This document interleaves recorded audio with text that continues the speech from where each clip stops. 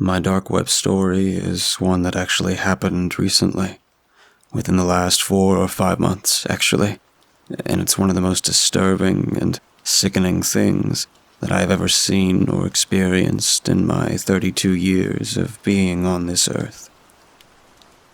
There are some real sick people out there, and I want to say to those of you listening, stay off the dark web.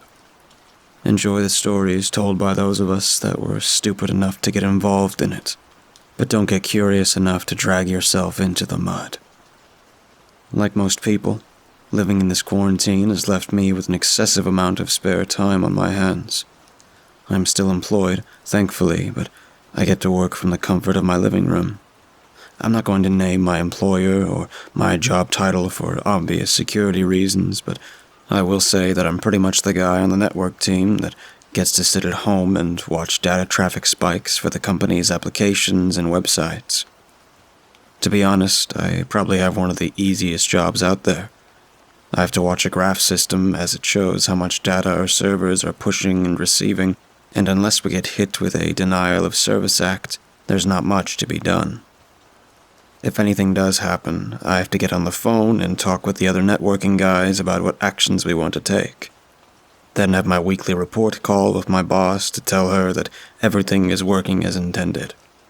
We aren't a huge company, and we upgraded our services at the end of last year, which was perfect timing, so there's honestly not a whole lot to do on the day-to-day. Based on what I just said, you can probably assume that I know my way around a computer. I've been in IT my whole career, and I like to believe that I can hold my own out there. I know how networks run, I understand data routing, and I know a lot about data encryption and security. During the start of quarantine, I started studying more about data security and such, and ended up interested in Tor, onion routing, and how the deep web and dark web differ from the surface web. If you really want some interesting reads, you should look into Mariah's web. It's an interesting rabbit hole. As most technically adapted people do, I got both bored and curious about what exists out there in the deeper parts of the internet. I don't want to do anything illegal, but part of me wanted to be familiar with what content and activities existed beyond the surface. I know, this is stupid, but boredom and extra time can be a terrifying motivator when you kind of know what you're doing. I went through the process of setting up my personal system to get on the deep web. I installed Tails, set up Tor, got a decent VPN after some vetting, did my security checks. I started going through some of the onion links that were easily accessible. For the most part, they were innocent sites that really didn't have anything crazy on them. I was simply perusing the pages, not getting heavily involved. I found a lot of what you would expect to find, adult content, a few illegal shop sites, various conspiracy boards, and other forums. Just some basic deep web content that really didn't stand out. Then I ended up on a page that I never would have expected to see on the dark web. A dating site. I say dating site, but based on the explanation of their service and some of the profiles, I think it was meant to be more like Tinder, a one-night stand interactions with little to no commitment.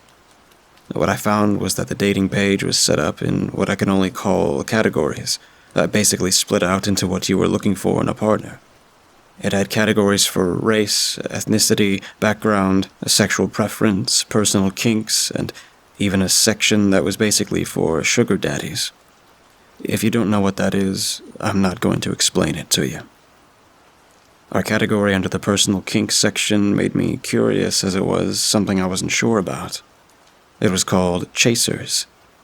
I clicked on it and decided I would spend a few minutes looking through the profiles. What I ended up finding was nothing short of legitimately horrifying. The profile I clicked on was of a middle-aged guy. He was fairly attractive and looked like someone that would do well on any of the dating apps. I was reading through who he was, trying to figure out what the hell made him a chaser, when I got to the bottom of his profile. It read the following. I'm looking for anyone that can help me achieve my lifelong dream of being physical with an HIV-infected individual. This entire section further outlines how it was a goal of him to catch the disease, and that he was willing to pay almost any amount to do this. I went to another profile, and it was a young man that explained that he had been infected with COVID and that he would be willing to give it to anyone that wanted it for the price of a nice dinner. The third profile I went to was looking for someone to hurt or severely injure them while being intimate. And I'm not even going to explain the specifics of what he wanted, but that person definitely needed to seek help. This entire category was of people looking to catch diseases or to give diseases to each other, and a few that were looking to be injured. A lot of them were looking to pay for these services, saying that it was a deep fantasy of theirs. I think the most disgusting one, besides the ones I mentioned, was a man that was requesting to be with a woman that had terminal cancer. There's nothing inherently wrong with being with someone that has cancer. I have no issue with that. But he was treating it like a fetish and listed in his profile that the sicker, the better.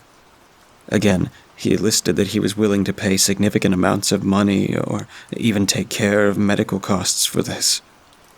This site cemented in my mind that there were some very, very disturbed people out there. I closed it and shut down my laptop. I won't say it was the last time that I ever got on the deep web, but it definitely made me more careful about where I went and less curious about what was out there.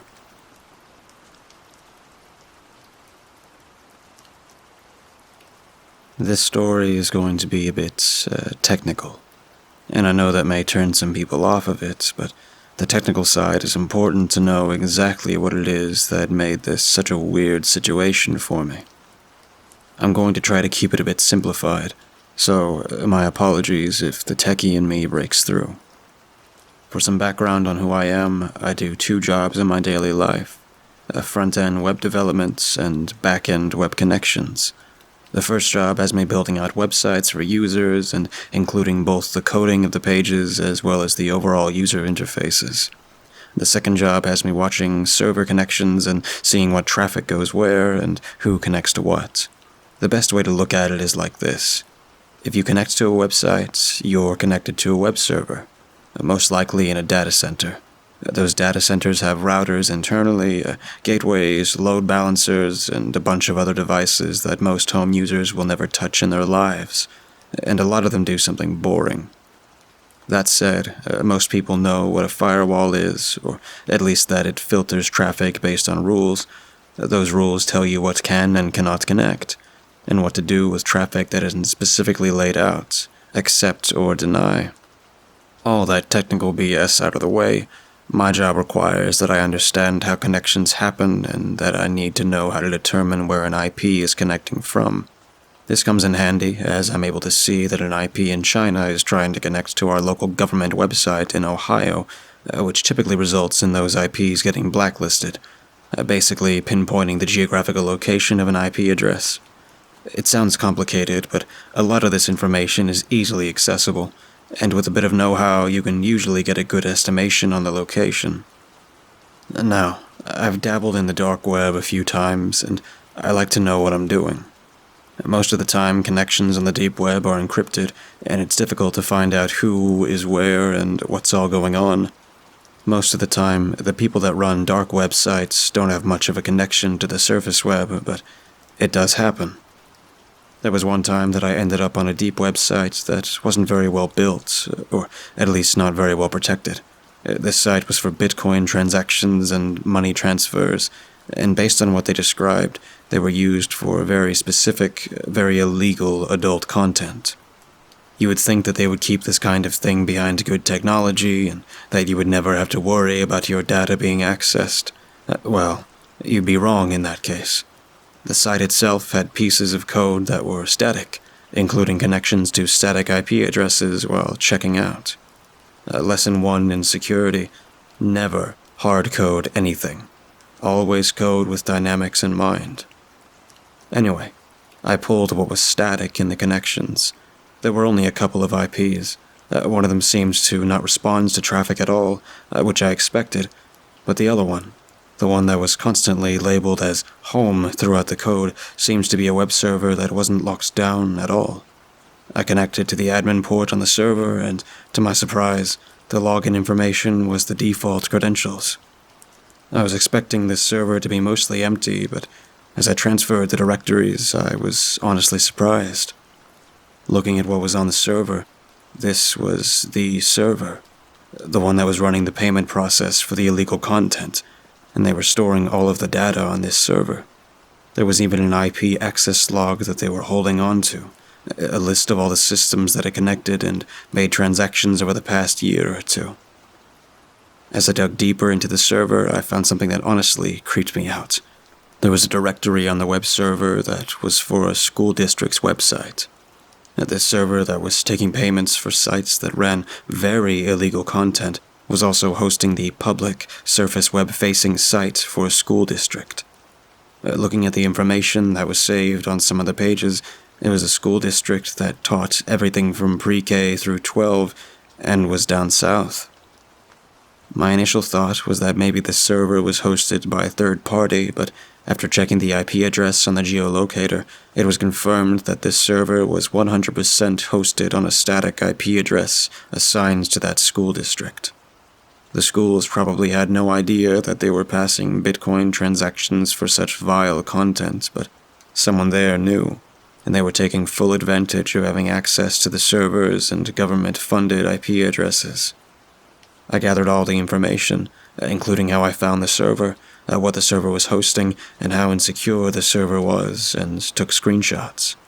I bundled it all up and sent it over to the superintendent of the district, advising them that they needed to look into who was running their servers. I only ever got one email back, basically saying thanks and that they would look into it. My guess is that they handed it over to the local police, or they did an internal investigation. Obviously, they're not going to tell me the end result. In my head, though, the sicko that was taking advantage of the schools like this is in prison. There used to be a small YouTube channel called Sam's Online Food Review. It was run by my best friend, Sam Ryder. A channel full of videos that consisted of Sam eating and reviewing food and drink before a camera. His channel garnered around 10,000 subscribers, which, although wasn't huge, it was big enough for Sam to be dedicated to it. I can recall numerous times of sitting in the passenger seat of his car, staying out of his shot, as moments prior he announced he wanted to video himself trying something he picked up in the store, only moving after he signed off with his signature thumbs up or down and his catchphrase, "I like it," or "I loathe it." He was liked for his friendly attitude and happy all-around good guy persona. He was well received by his audience. Rarely were there any hate comments, and when there were, Sam would shrug them off and keep smiling. Sam's Online Food Review went dark 7 months ago. No warning, no notice, just deactivated. I didn't hear or see from Sam despite numerous phone calls and house visits, to no avail. 6 days after his channel was deleted, I called the police to do a welfare check on Sam. I was worried he had fallen ill or hurt himself. The police made entry into his property and found nothing, and Sam was declared a missing person. A week after Sam was declared missing, a dog walker discovered a horrifically mutilated corpse on a railway line. The body had severe lacerations all around the head, arms, chest, and legs, and was almost cut in two across the waist. The decomposing internal organs splayed out of the gruesome V-shaped cut. The autopsy report noted that although no direct cause of death could be confirmed, it was likely the large slit in the throat that brought on death. The autopsy also turned up questionable findings, including the body missing its stomach and heart.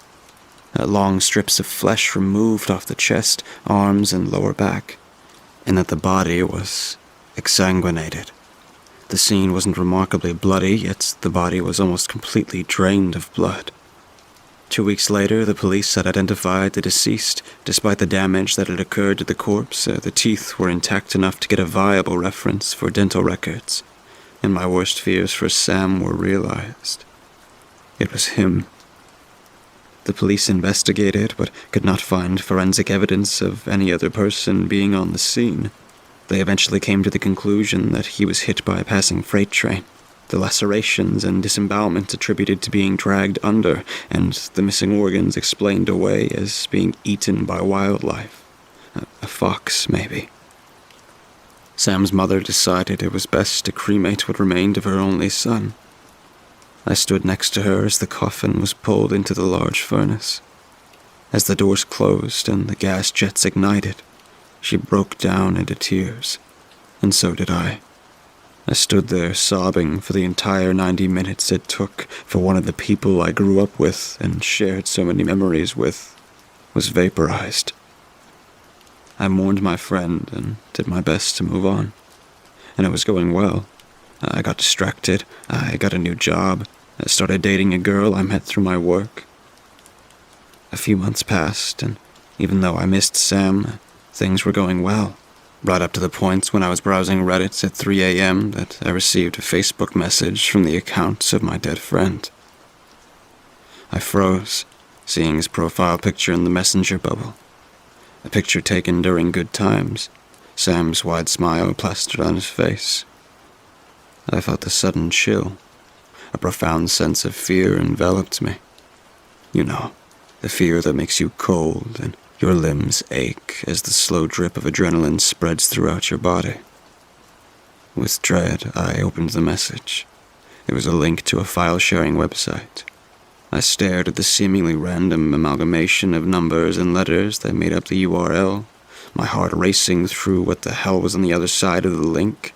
My head racing through what the hell was on the other side of the link, and, more importantly, why did my dead friend send me it?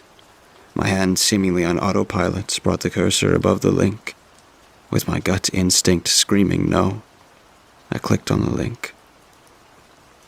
Before my finger had lifted from the click, I immediately regretted what I just did.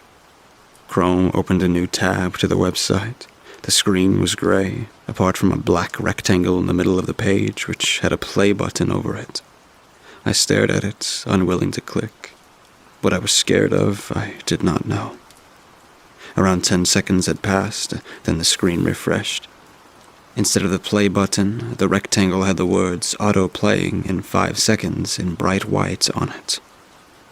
I watched as the numbers counted down, trying to understand what was going on. An abrupt buzzing tone made me jump. The video began to play.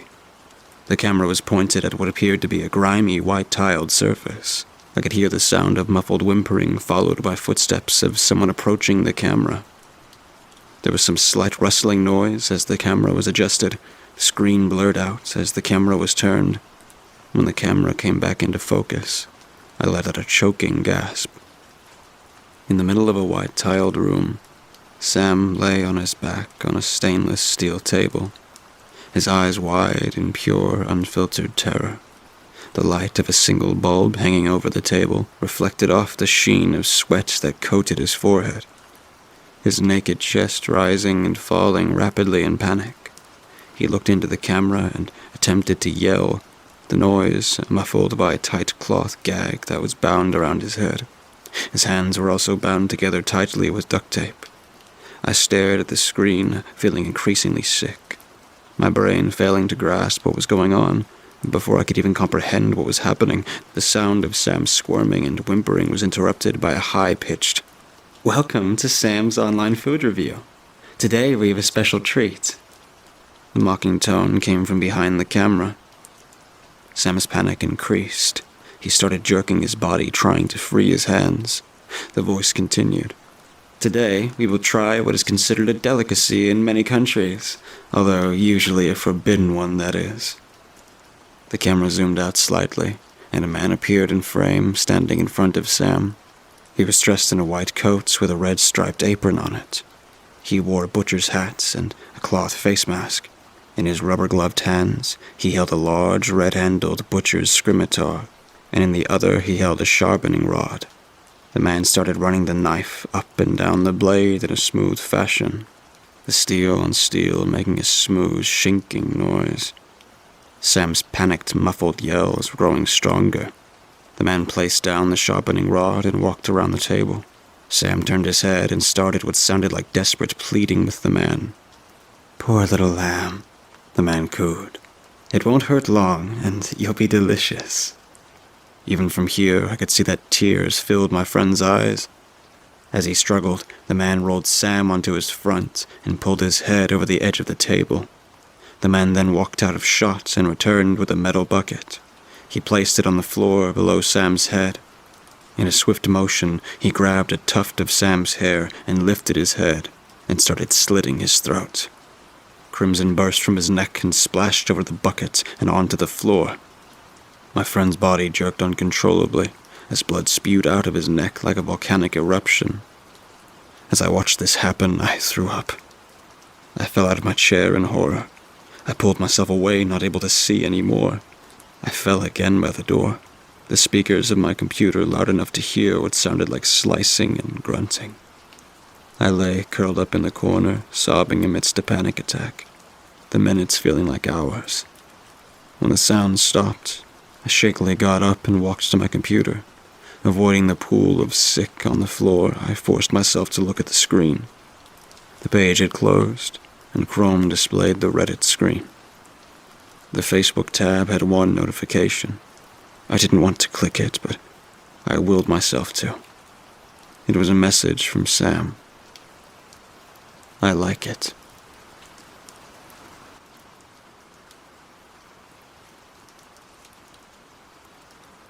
So, I was doing what I do best the other day. By that, I mean sifting through that depressive cesspool of the internet known as the Deepweb, and just generally being a lazy sack of shit. I spent a lot of time doing that, just randomly clicking links to things I probably shouldn't, and then being horrified by what lies on the other side. I've seen a lot of shit on there. Gore boards, dox bins, torture sites, IRL rape, animal cruelty, you get the picture. You've all heard the stories. Everything wrong with the human species can be found somewhere on the deep web, or so they say. I find it all fascinating. To glimpse people when anonymity takes hold and see what monstrous things people are capable of behind closed doors. It's like peeling back the curtain on a Sesame Street play and finding the showrunners having a satanic orgy backstage. You see people for what they really are. Monsters. So I begin my voyage, monster in hand and freshly stoned mind, ready to be mortified. From my closet, the inflatable erotic doll I had been given as a gag Christmas present looked on in a disapproving manner with a lifeless, open-mouthed stare. Don't judge me, Miley. I performed the usual diagnostics and booted up Tor. I found myself on the hidden wiki soon after, staring at the dozens of links available for the taking. I saw little of interest there, so quickly I switched over to DuckDuckGo. I pondered upon what to type in to search for a bit. You have to be careful how you go about browsing Tor, and randomly entering murder or torture into a search bar could get you into a world of trouble. You never know who's lurking. I finally end up typing in one word: sick. That ought to get some interesting results. The results were initially less than stellar, but soon I did find myself on an apparent blog of some sort. Darkness of the soul, edginess level maximum.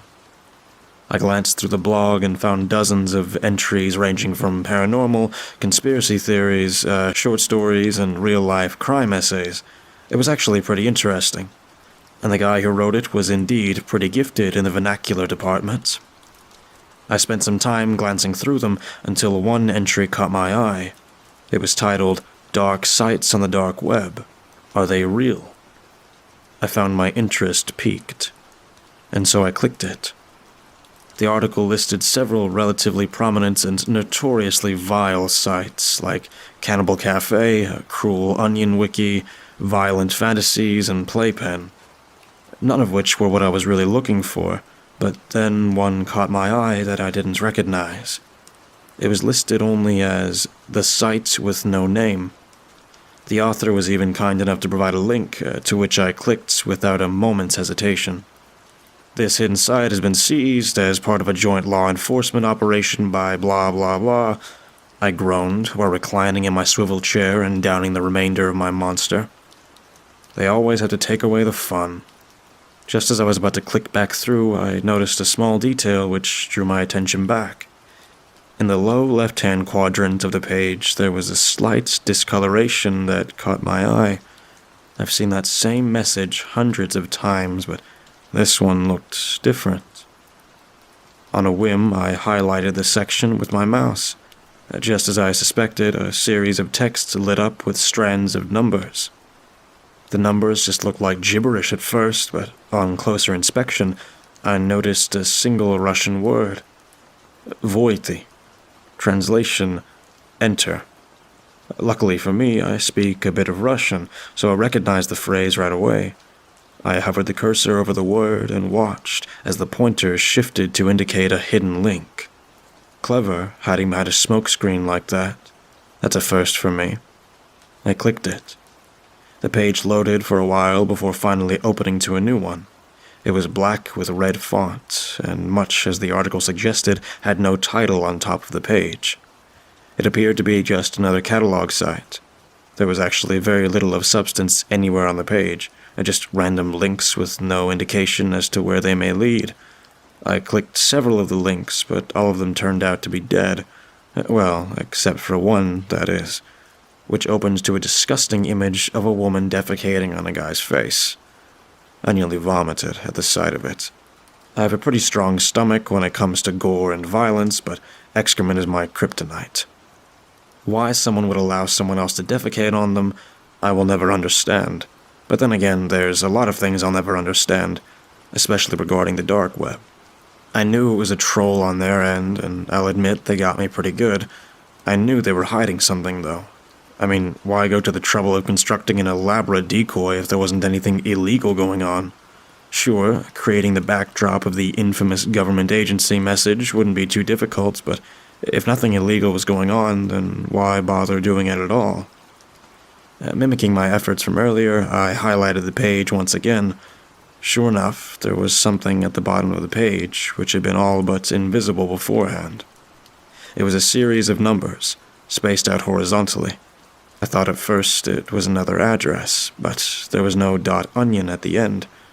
The numbers were organized as follows: 4, 9, 11, 6, 2, 7, 12, 1, 3, 8, 10, 5. I thought maybe it was some sort of password at first glance, but to what? All the links were dead, except for the one with that nasty image, and I was not about to click on that again. I pondered over the image for a moment before noticing another detail. I counted the links and noticed that there were 12 in total. I thought maybe clicking each link in the order correlating to the strands of numbers would unlock something. So I tried that. After clicking the last one, though, nothing had changed. I sat back and again studied the chain of numbers. There had to be a pattern or method to how they were organized. I pulled my phone out and punched the numbers into Google, but found nothing but tips for calculating fractions. In no mood for math, I put my phone away and again stared at the screen. What if the numbers weren't related to the links? What if this was simply a clue to another site of some kind? I scoured all over the page, clicking every square inch to try and find something. I don't know why I had become so infatuated with discovering the answer, but boredom can be a deadly motivator. Suddenly, I was struck with an epiphany while staring at the top link. It had 12 digits in it. In fact, most, if not all, .onion addresses have 12 digits in them. What if the numbers were clues to an entirely new website? I counted the links, and lo and behold, there was a grand total of 12, each with 12 digits. Maybe each number was in relation to the link in the sequence. Maybe they were dead links because they were never designs to lead anywhere. They were only designs to be clues. On a new hunch, I wrote down the 4th digits on the top link, the 9th on the 2nd, the 11th on the 3rd, so on and so forth, until I had an entirely new web address. I typed what I had written into the search bar and hit enter. My eyes widened as another web page began to load. I gave myself a metaphoric pat on the back for unraveling the mystery, but had no idea what I was about to stumble into. The page finally loaded, and I was given a new name at the top of the page. Happy Fun Time. There were dozens of pictures and videos organized all over the page, none of which I would ever describe with the words happy or fun. It was a gore forum. My heart pulsated in my chest as I looked upon the first image. It was a picture of a guy who had his skull crushed beneath the tire of a truck. Blood and gray matter had been scattered everywhere, as several onlookers stood about, gawking at the scene. The second was an image of another man who had been decapitated, and had his genitals placed in his mouth, probably a victim of the cartels if I had to guess. The third was a video, a very depraved video.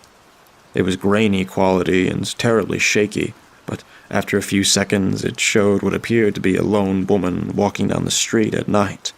The person filming was obscured a couple dozen yards away in some alley. Suddenly, 2 other men emerged further down the street and bum-rushed the woman. They were on her in an instant. Before she even had time to scream, they grabbed her, and the cameraman sprang up to join the action. All the while, he chuckled quietly in the most unsettling tone I had ever heard anyone utter. It was a giddy and juvenile giggle, the likes of which could only be produced by a severely deranged individual. The woman attempted to scream, but the 2 men held her mouth firmly, preventing her from doing so. They dragged her back into an alley as the giggling cameraman followed. I turned it off then, knowing exactly where it was headed. A reasonable person would have just exited the site by that point, but morbid curiosity is a powerful narcotic.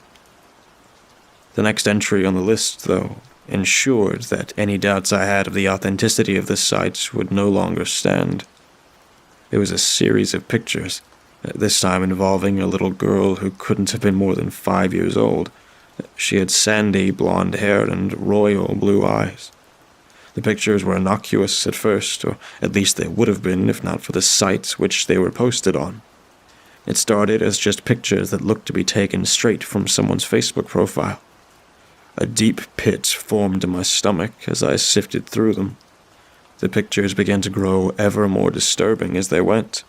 At first, it was the little girl with her family and dogs, but soon the pictures began to look as though someone was taking them without her knowledge. There was one where she was swinging at the park with several other children, another where she was playing with toys in a backyard, with the picture looking like it was taken from over the fence. I felt a cold chill creep down my spine as I anticipated where the pictures were headed.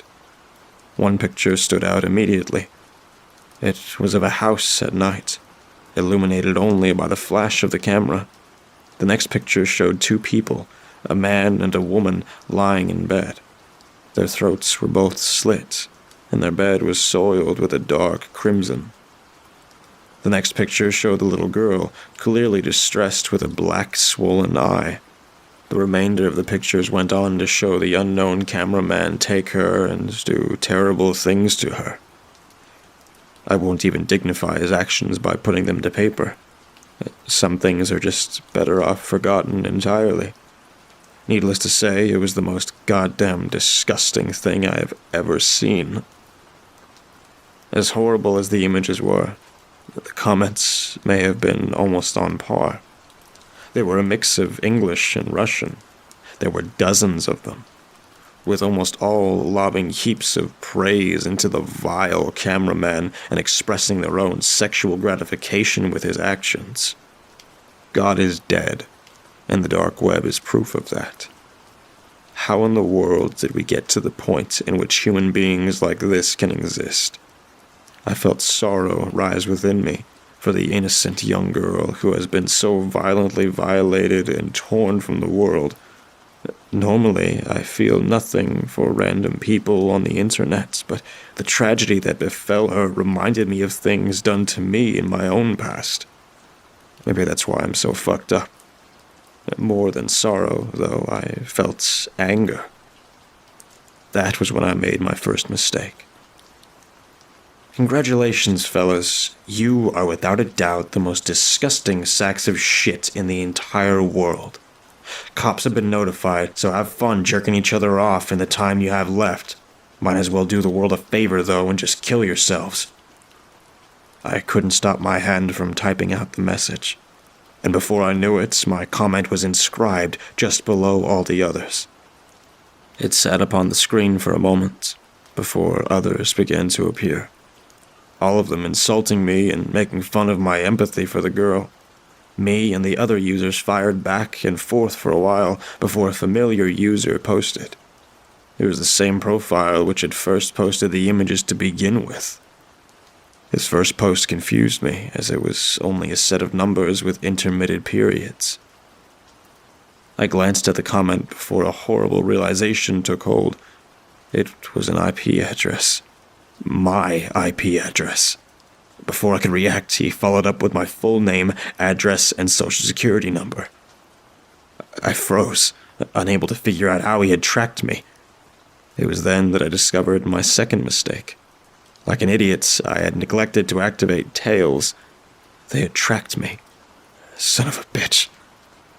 Thanks for stopping by, friend. I'll see you soon.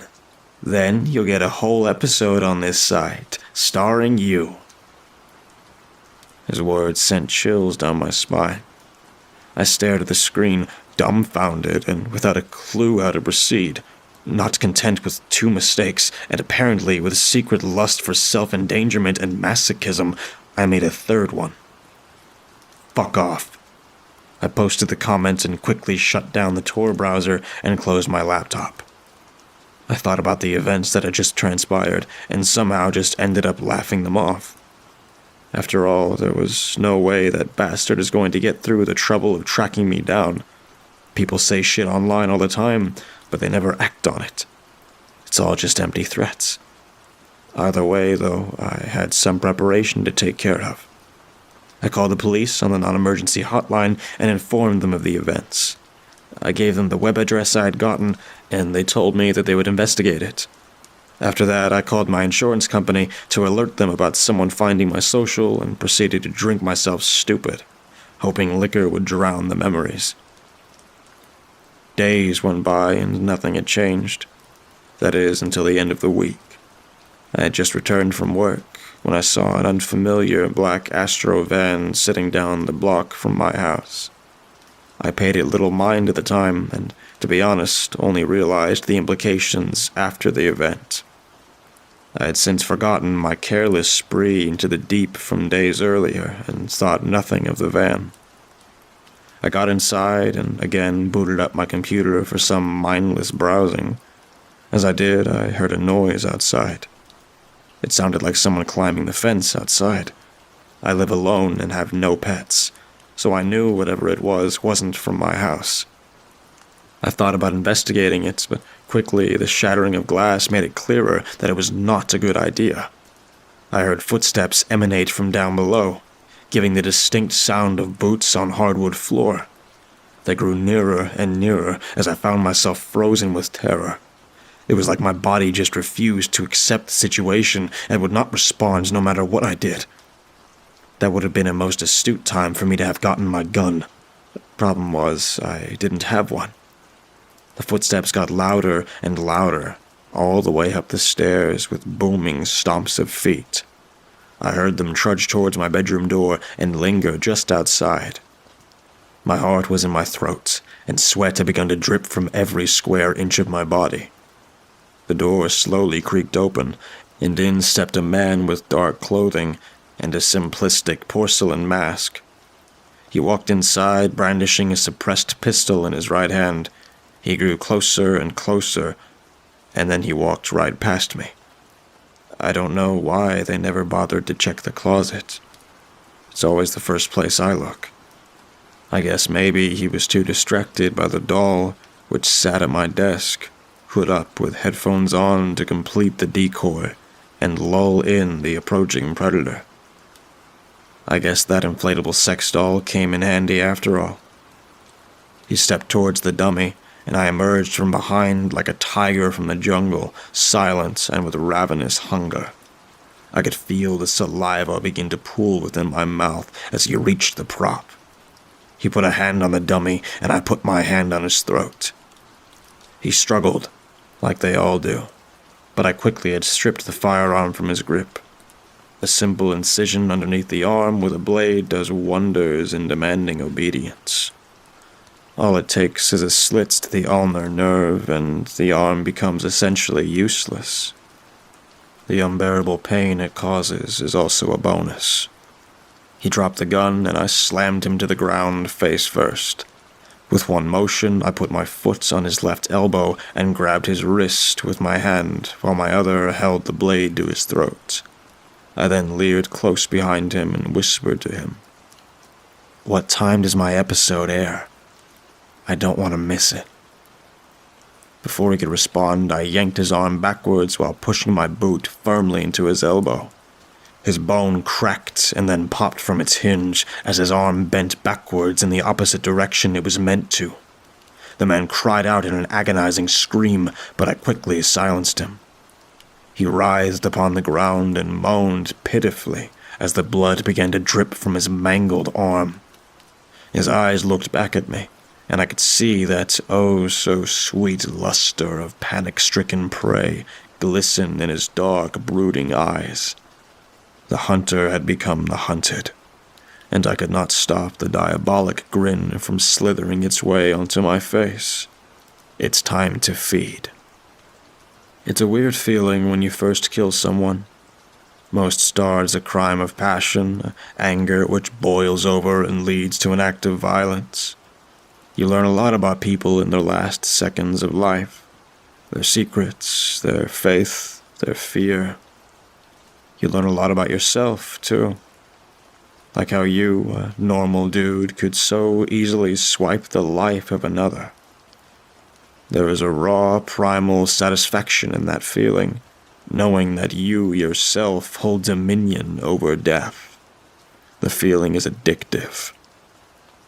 Once is never enough, though, and soon you will feel the urge to repeat your actions.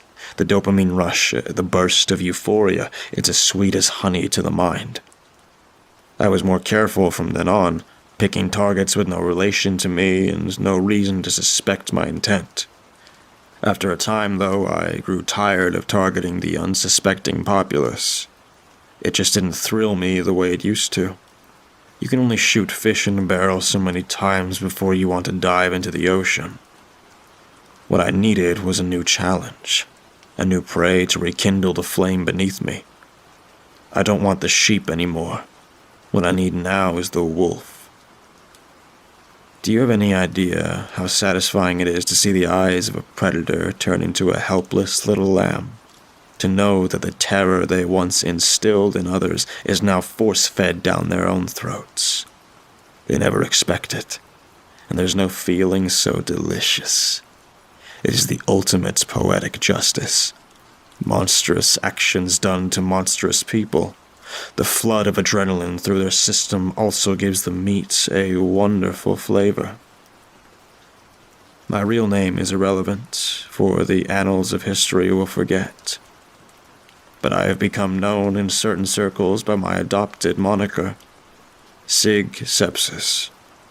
You can find my advertisements all over the web in one form or another. My skills are taboo but refined. My clientele is willing, and their tastes insatiable. To hunt a monster, you must know how to find a monster. You must become a monster. So, to all the friends upon the forum known as Happy Fun Time, and the rest of the world at large, I see you. If any of you gentlemen would like to retrieve the remains of your fallen comrade, then you know where to find me. And if you, dear reader, happen to partake in the odious fantasies of the repugnant underworld as well, then perhaps I will see you one day, too.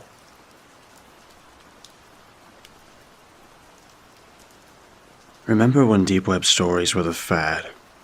Every week you'd find a new tale of someone going too far in the deep web, finding something terrifying, and ending up getting attacked for speaking out against it.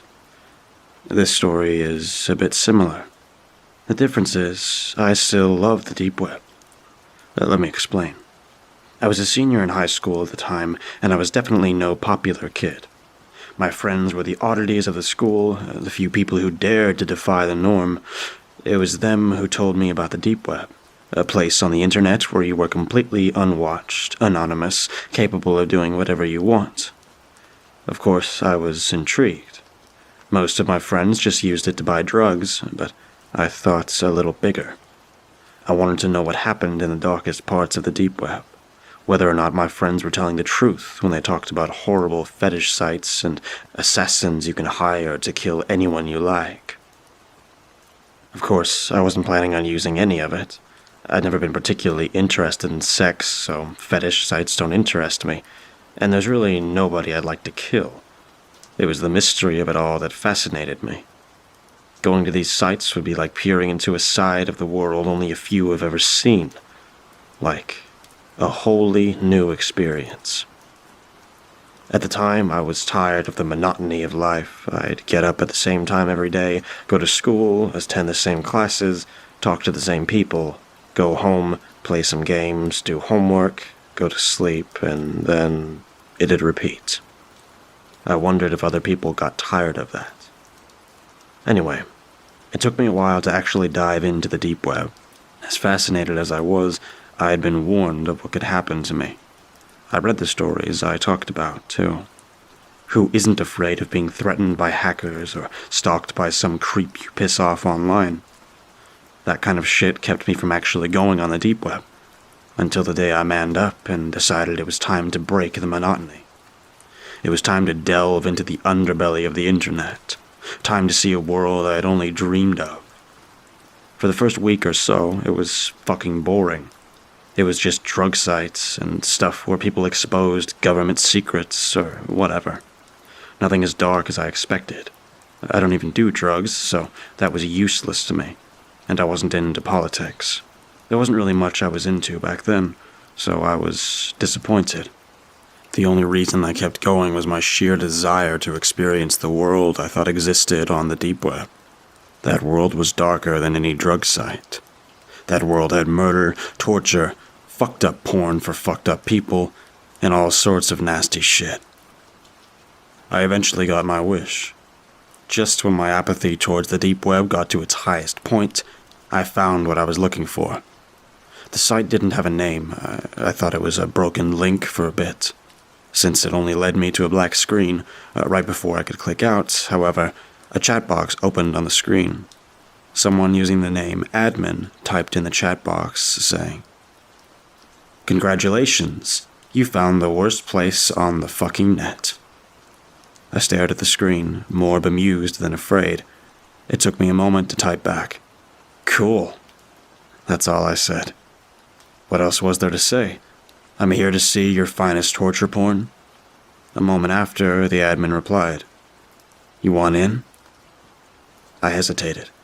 All those horror stories flooded back into my head, but it was too late to chicken out. This was what I came for. Even if I just clicked out at the first sign of danger, I had to see what was there. I had to break the fucking monotony.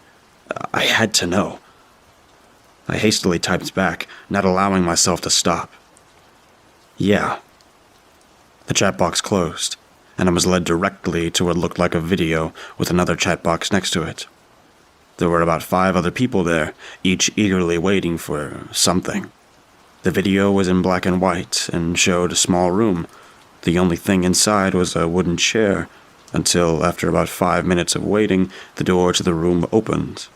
A man was shoved inside, blindfolded and naked, save for a pair of black briefs. He was followed by a woman, this one dressed all in black, her face covered by a mask. In an instant, the chat room went wild. I almost closed the window to spare myself, knowing immediately where this was going. But again, I told myself that this was what I wanted. Maybe not the torture, but the window into the very worst parts of the world. The woman pulled a knife from her pocket and cut off the man's blindfold as she shoved him into the chair. He didn't struggle for a moment, and once his eyes were visible, I could see why. It looked like he'd been drugged. Resisting was impossible. I frowned, glancing to the side. This was fucked up. I knew this was fucked up. My conscience told me to call the cops, or at least to click out, but I forced myself to watch. She turns to the camera, pointing the knife at the man's throat. One of the people in the chat typed, "One of the fingers. Cut off one of his fingers." I clenched my hands into fists, taking in a sharp breath. Was this really fucking happening? Was I gonna just watch as this guy got mutilated? As a small crowd of people watched in glee? I felt like throwing up. A feeling that only worsened when the woman nodded and turns to the man, grabbing his limp hand and carefully slicing off one of his fingers. Blood spurted from the wound, and the man moaned in pain, but he couldn't fight back. Breathing heavily, I hovered my cursor over the X, planning on getting the fuck out of there.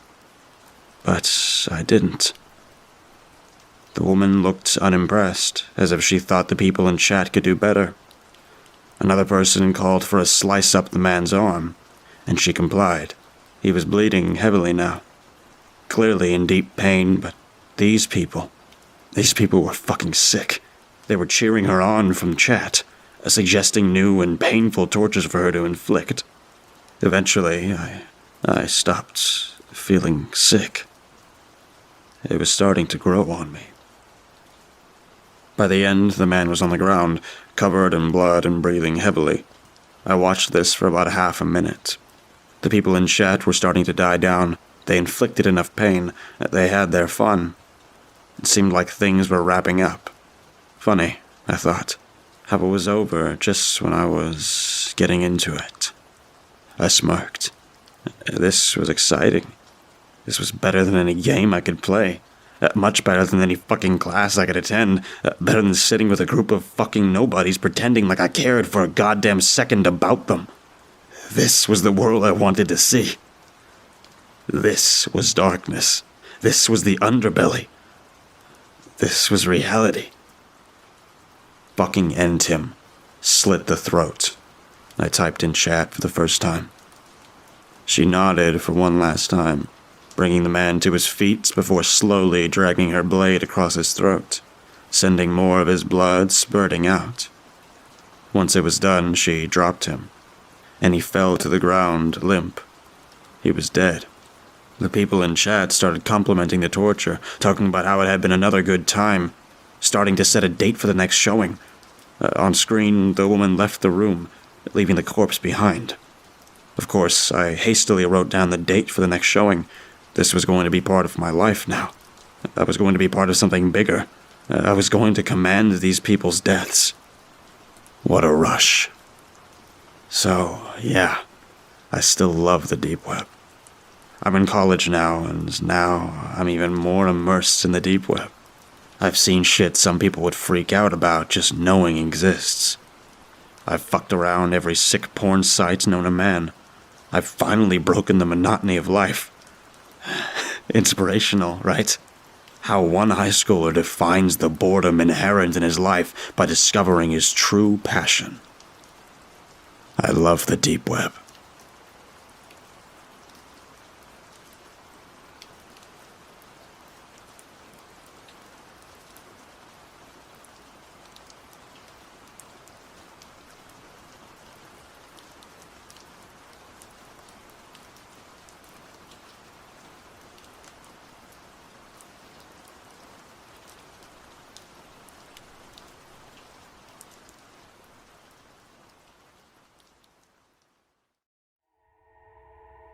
I'll assume you all know about the deep web. Well, what you've heard is true. It's not a great place. While some people are there to score weed or firearms, or even out of sheer curiosity, others, well, they're obviously not up to anything good. But I'm not here to talk about those sickos. I'm here to talk about what lies beyond that point, the more cryptic and unexplainable part of the internet. The part that nobody's really supposed to see. There was an infographic that cropped up a while ago. Not sure when. The 8 levels of the internet. Maybe you've seen it. As interesting as it was, it's completely bunk. I'm sorry, but polymetric falsical derivation means nothing. And the pre-march system. I guess somebody's a fan of Warhammer. No, There's no quantum mechanics involved here. However, that doesn't mean it was an easy place to find. Now, I'm not going to begin to tell you how to get there. It's unlikely that you'd be able to, even if I did. I'm not tooting my own horn here, I just don't have a life outside of this. I was warned, of course. Everybody told me I wasn't going to like what I saw, that I wouldn't even understand it. Now I'm passing off that warning to you. Don't try to look for this. There's no official name for this place, or at least I haven't seen one. There were rumors, however. These ranged from an Illuminati chat room to a virtual holding cell for an experimental AI gone rogue. In reality, it's a lot worse. After a lot of painful process of breaking down firewalls, encryptions, solving bizarre philosophical riddles, and following hidden links, I was finally directed to a blank page with one line of text and a text box underneath. Quid Chiaris, Latin for what do you seek? I remember feeling surprised, but in retrospect, I didn't know what I was expecting. I'll admit, I was a bit stumped here, partially because I don't know the answer to that question. I had no objective. I just wanted to see if I could do it. I tried some generic answers at first. I typed in the truth and enlightenment, Matrix shit. And nothing happened. I tried a bunch of answers, but none of them worked. I was getting frustrated at this point. Maybe this was a gag page. Maybe I really hadn't figured anything out. If only. I tried something off the wall. Not sure how this came to me or why I thought it would work, but I typed in, what also seeks me. And now that I think about it, this thing might have been an AI. To my surprise, the page went blank. Like, fully blank. I waited. After about 5 minutes, I was directed to what looked like a forum. No, not even that. It was more basic. Just a list of links over a brownish-yellow background. The links themselves were indecipherable. Just seemingly random sequences of characters, symbols, and letters. A lot of them I had never seen before. It almost looked like an alien language. Obviously, just a code I didn't understand. At this point, expectations were off the wall. Each link was a shot in the dark. I clicked on the first one. It loaded up a live feed of what seemed to be the Paris catacombs. I watched for a while, but it was ultimately uneventful. I moved on to the next link. It was a shaky video in a dark setting, but I could make out men in tactical gear. They were in a house, opening doors and sweeping each room. Eventually, they kicked one down to reveal a creature. Tall and humanoid with scaly skin. It was gnawing on a dismembered arm. They tried shooting at it, but it escaped out the window. The video stopped there. Well, I was floored. What the hell was this? It looked too real to be unreleased film footage. I was officially intrigued. Maybe this was worth the months of headaches and bloodshot eyes after all. I couldn't stop now. I started working down the list of links. With each click, everything got more and more bizarre, more disturbing. I stumbled upon a document called the Paragon Project, detailing trials of human experimentation that would lead to superhuman levels of strength and durability. It was an apparent success. Looked official, too. There was an essay on space-time alimonies, glitches in reality, and apparent pictures of alternate dimensions. There were detailed explanations regarding Area 51, the Bermuda Triangle, assassinations, disappearances, and the true nature of the Holy Grail. One of the more upsetting ones was a document referring to a world-ending bomb.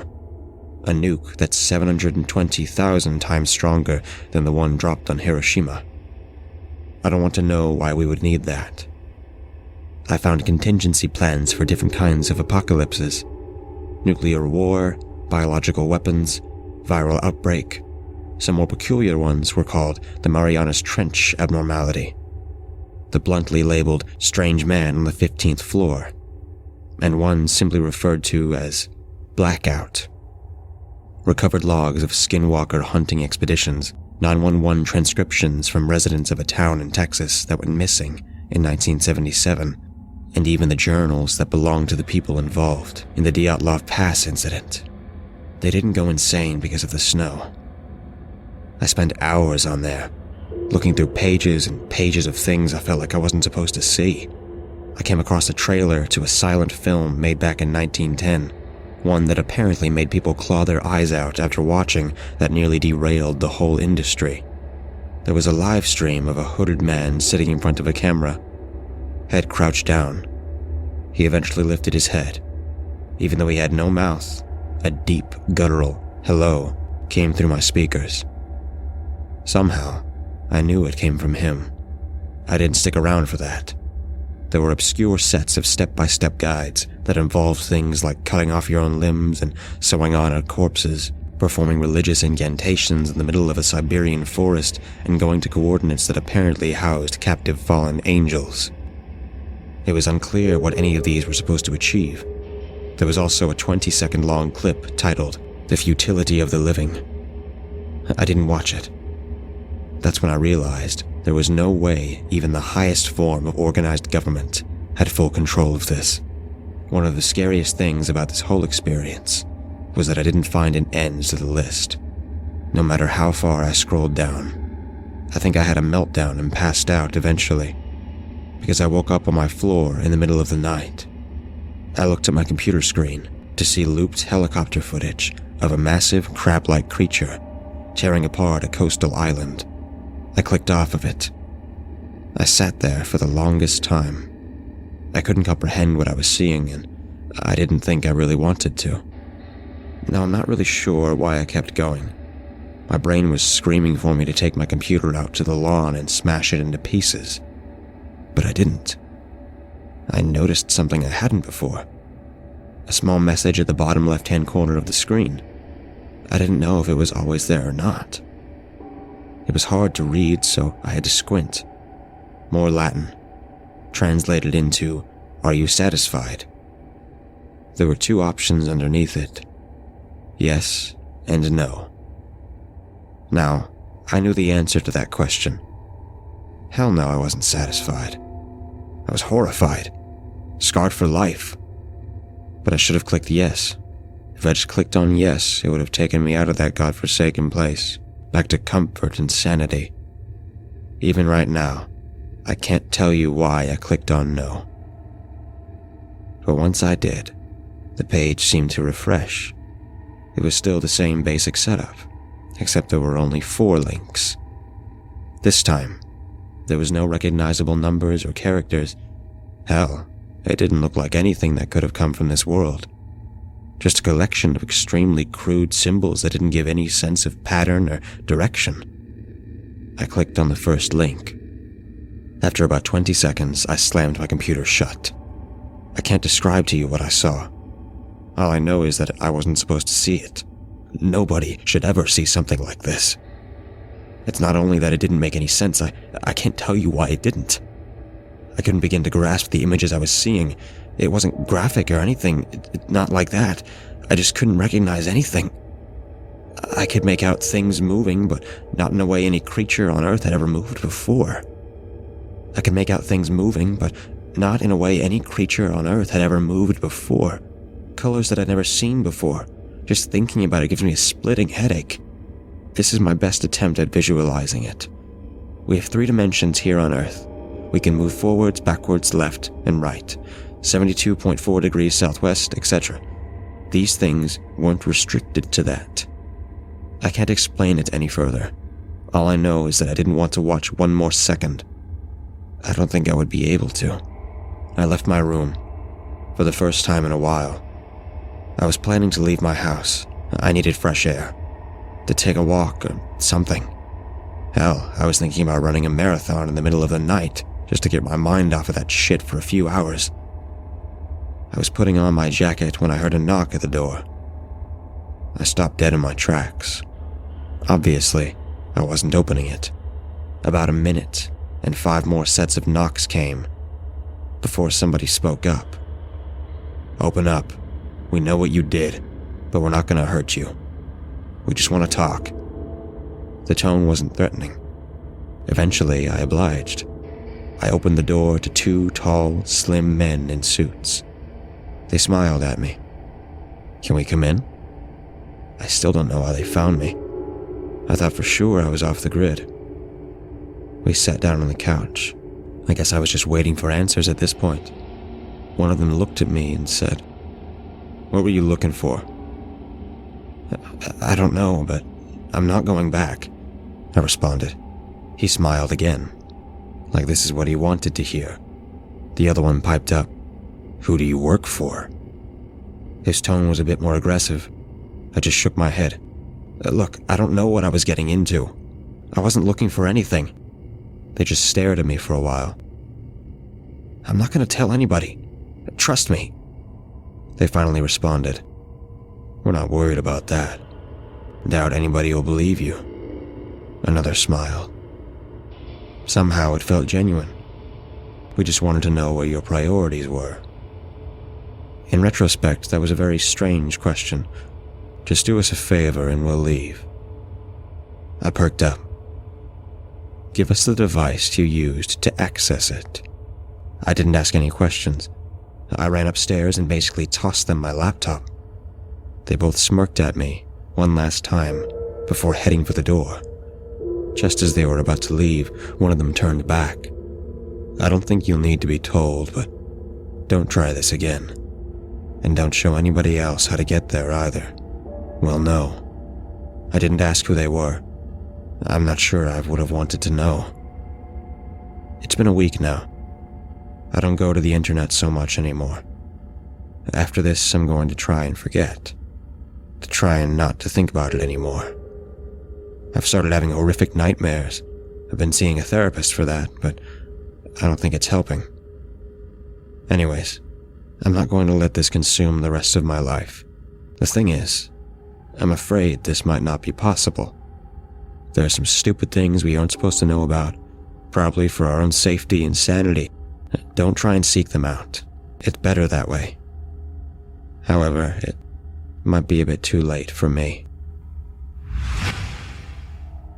They say curiosity killed the cat. It's funny. It almost feels like a personal attack at this point. I haven't forgotten about that night. I mean, it's not just something you can stop thinking about. What the hell was that last thing I saw?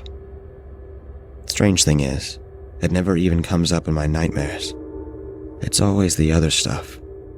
I swear, I can see that dude with no mouth every time I close my eyes. But maybe it's not so weird. My brain couldn't comprehend it the first time. So how could my subconscious produce a recreation? Shit. I don't want to think about it anymore. But I can't. You see, my problems aren't just in my head anymore.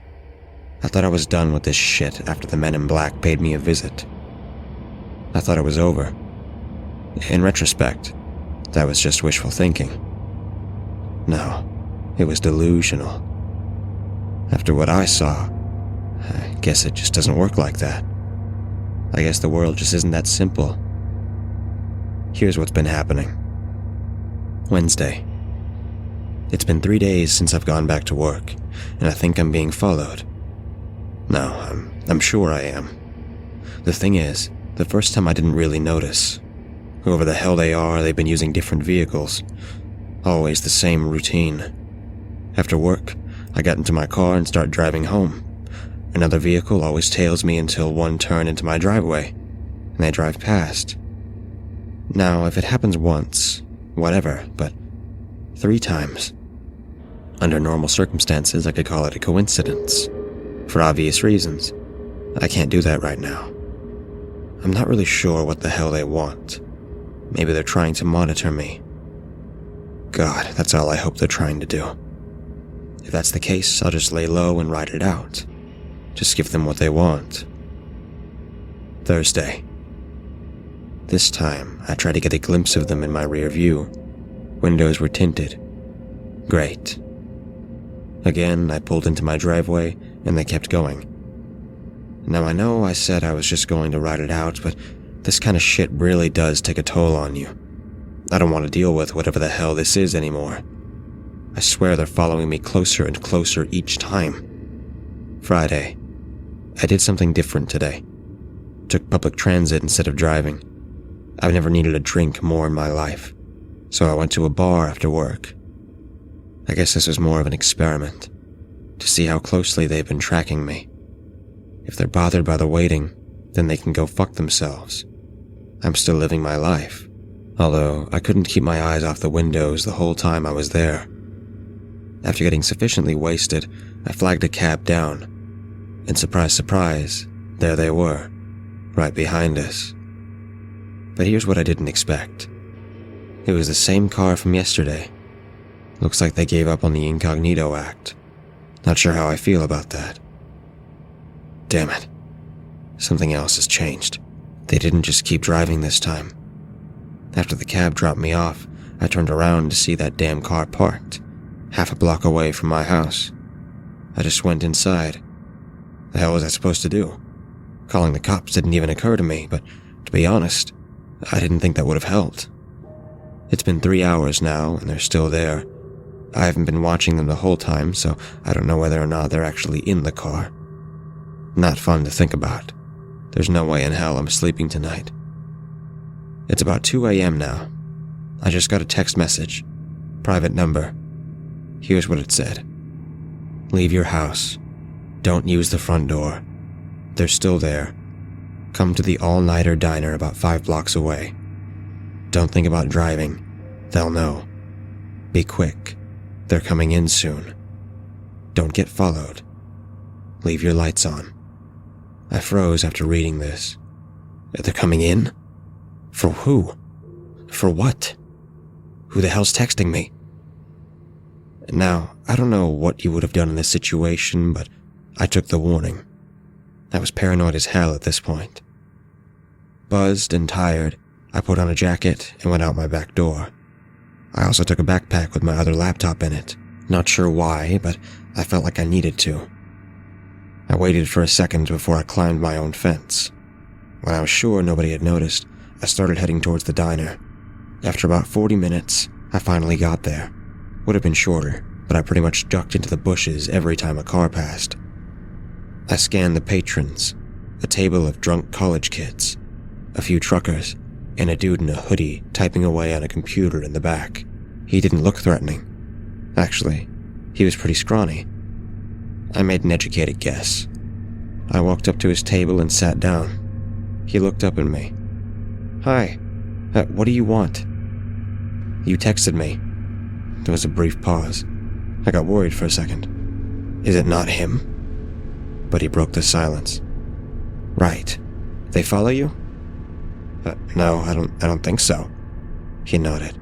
All right. Then he laughed, like this was supposed to be funny. Man, you screwed up, didn't you? Hard to disagree with that. What were you doing anyways? What were you trying to find? Nothing, I swear. I just did it for the hell of it, I guess. He just stared at me in amused disbelief. Well, that's fucking lame. Would have been cool if you were a spy or something. He chuckled again. Look, who are you? How did you know that they were after me? Who are they, anyways?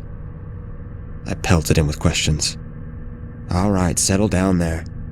I'm not going to tell you who they are. I don't know either, but I will tell you that they don't have good intentions. Fantastic, I thought. Well, how do you know about them? He paused. They came after me. One second I'm reading about demons and the moon. The next, I'm getting my door kicked in. This was months ago. I skipped town. I was confused. Wait, what do you mean? They tried to kill me, dude. I couldn't believe this. And you were just viewing the links? That was it? You teach other people how to get there or something? He raised his eyebrow. No. Why do you ask? I was floored. They didn't do that to me, I said. They just came by, took my laptop, and gave me a warning. Now it was his turn to look shocked. Really? He seemed to think about something for a while. He then proceeded to ask me what they looked like. Just men in suits, I responded. What did they ask you? Was his follow-up question. Again, I just told him. But then I remembered the last thing they said to me. They asked me what my priorities were. Weird-ass question. His face went blank for a second. Yeah, strange, ain't it? What followed was an uncomfortable silence. I finally asked him the thing that had been on my mind ever since that night. That page with just the 4 links. What the hell is that supposed to be? He raised his eyebrows and told me he didn't know what I was talking about. This is where things got strange. After I told him a rough explanation of what I saw, his expression changed completely. I could make out a sudden flare in his demeanor. "What did you type at the prompt?" he asked me. "What also seeks me?" I answered. I was thoroughly confused at this point. Isn't that what you did as well? He just shook his head. No. He then shut his laptop and stood up. Where the hell are you going? I inquired. We've been here too long. Look, I know you have questions, but I can't answer them for you. Go to a motel tonight or something. And just like that, he was gone. What was I going to do? Stop him? I still have no idea who the hell this guy was. The only thing I got out of him was his name. Jackson. And even that's probably fake. Tired as hell and still a little bit drunk. I left the diner and tried to stay hidden as I looked for a nearby motel.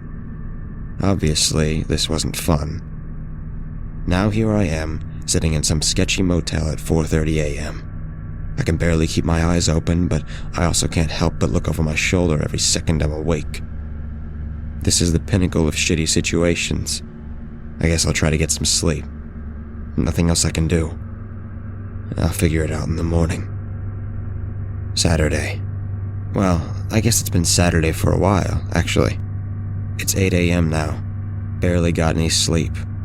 I have this creeping, ominous feeling in my gut that something just isn't right. I turned on the TV, anything to clear my mind for a bit. What I saw next did the opposite of that. There was a news report. A man strangled to death in a KFC bathroom. But the person murdered was one of the guys that came to my house and took my computer that night. No suspects. I just stared at the screen for the longest time. What the hell was going on? My phone suddenly buzzed. A different message from a private number. This is what it said. Go to the swimming pool on 5th Street. In the men's locker room, go to locker 128. The combination is 122733. Further instructions are in there. Do so before this text gets encrypted. Don't bring your phone. Of course, how stupid was I? My phone was still on me. Surely whoever was after me would have been able to track me. This never even crossed my mind. Out of curiosity, I peeked outside my window. Sure enough, the car that's been following me was now parked right there. Lucky for me, I caught my first glimpse of the driver and the passenger getting out. They were both wearing gloves, and one was holding a briefcase. They're walking towards the entrance now. After I've emailed this to myself and a friend, I'm going to need to think quickly. I've already dropped my phone in the toilet, and I'm going to need to get rid of this laptop next. But people need to know that this happened. If you hear from me again, it looks like I found a way out of this. What a goddamn shit show this has been. I'm currently on a plane headed to Scottsdale, Arizona. I haven't actually been out of the state in 6 years. I thought I would eventually, just didn't expect it to be under these circumstances. Anyway, let me back up a bit first. This is what happened. Right after I disposed of the laptop, I heard my lock being tampered with. Somebody was trying to pick it. Now, I've never been great under pressure, so you can imagine how I was feeling, but the human mind is an interesting thing. When you think you're at the end of the line, your will to live really ramps up. The balcony, I thought. Only way out of this. Without hesitation, I ran out and climbed over it. Fortunately, I was on the 2nd floor, so I didn't break my leg. Now came a decision. Run or hide. Both didn't seem too promising. Shit, I thought. I was panicking. That's when I spotted Salvation, a cab parked out on the other side of the lot. I bolted for it. I tapped on the window, startling the driver. Mr. Horvat? He asked.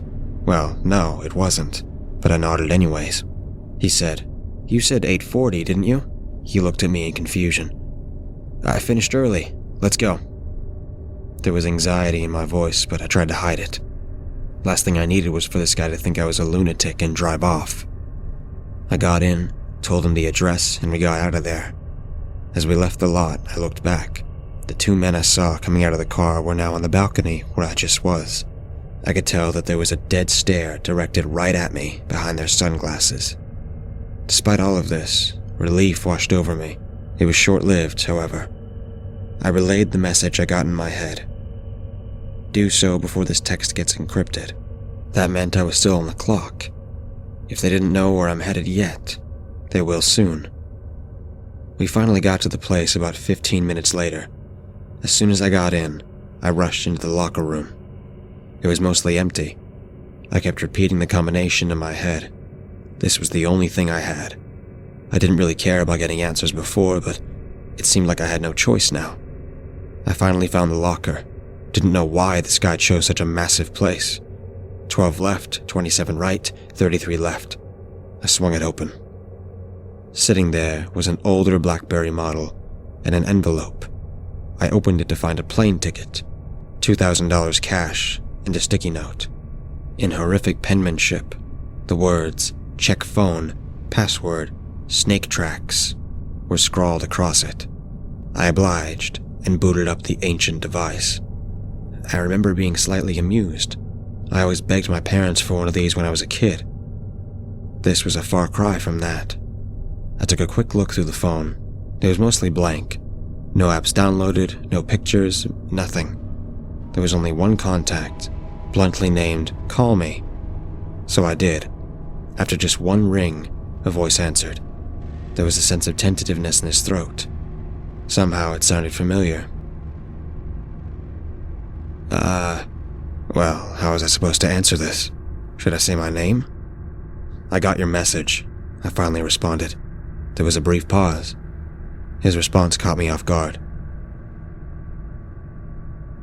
His tone had gotten a lot more aggressive. Why the hell would he be asking me this? I thought. I didn't have enough energy to question him, though. Raised Protestant, but now agnostic, I guess, was my answer. He seemed to breathe a sigh of relief. What's your religious affiliation? Well, shit. Is this guy nuts or something? My thoughts were interrupted as I got a message. He'd sent me an address and a room number. Meet me was the only thing he'd typed. I looked at it for a second before coming to my senses. I'm an idiot. I should have just taken the stuff and bolted. I heard the doors to the locker room swing open, then footsteps coming towards where I was. Sprinting, actually. I flipped shit. I shoved the stuff in my pockets and started looking for a way out. Again, there was really only one option here. I started making a break for the pool entrance. As I ran, fucking gunshots started ringing out behind me. I could tell they were using silencers. But boy, that doesn't do a whole lot when you're only 40 feet away. I suddenly felt a sharp pain to my side. I saw a bullet penetrate a locker right up ahead. God, that didn't miss by much. I ran faster than I thought I was ever able to. I almost slipped into the damn pool as I stumbled out. The lifeguard shouted after me as I burst out the emergency exit. I couldn't stop there. I hurried along, making turns every minute, looking over my shoulder the whole time. It's a good thing I was downtown. I blended into the sea of people easily. At one point, I saw a pair of policemen. I considered telling them. I really did.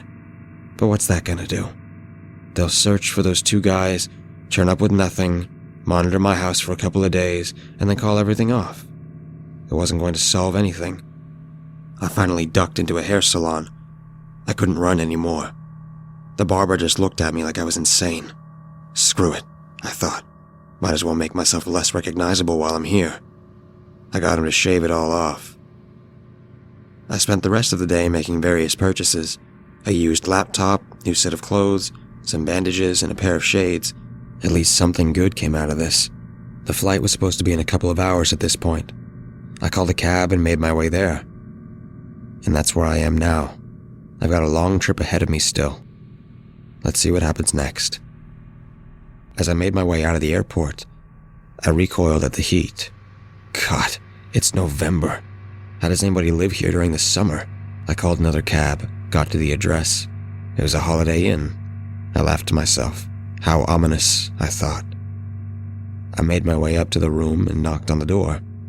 A billion thoughts were running through my head. What if it was a trap? I actually thought about just running away for a second, but I realized that wouldn't accomplish shit.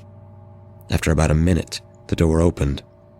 A wave of surprise washed over me, but in retrospect, this is exactly who I should have been expecting.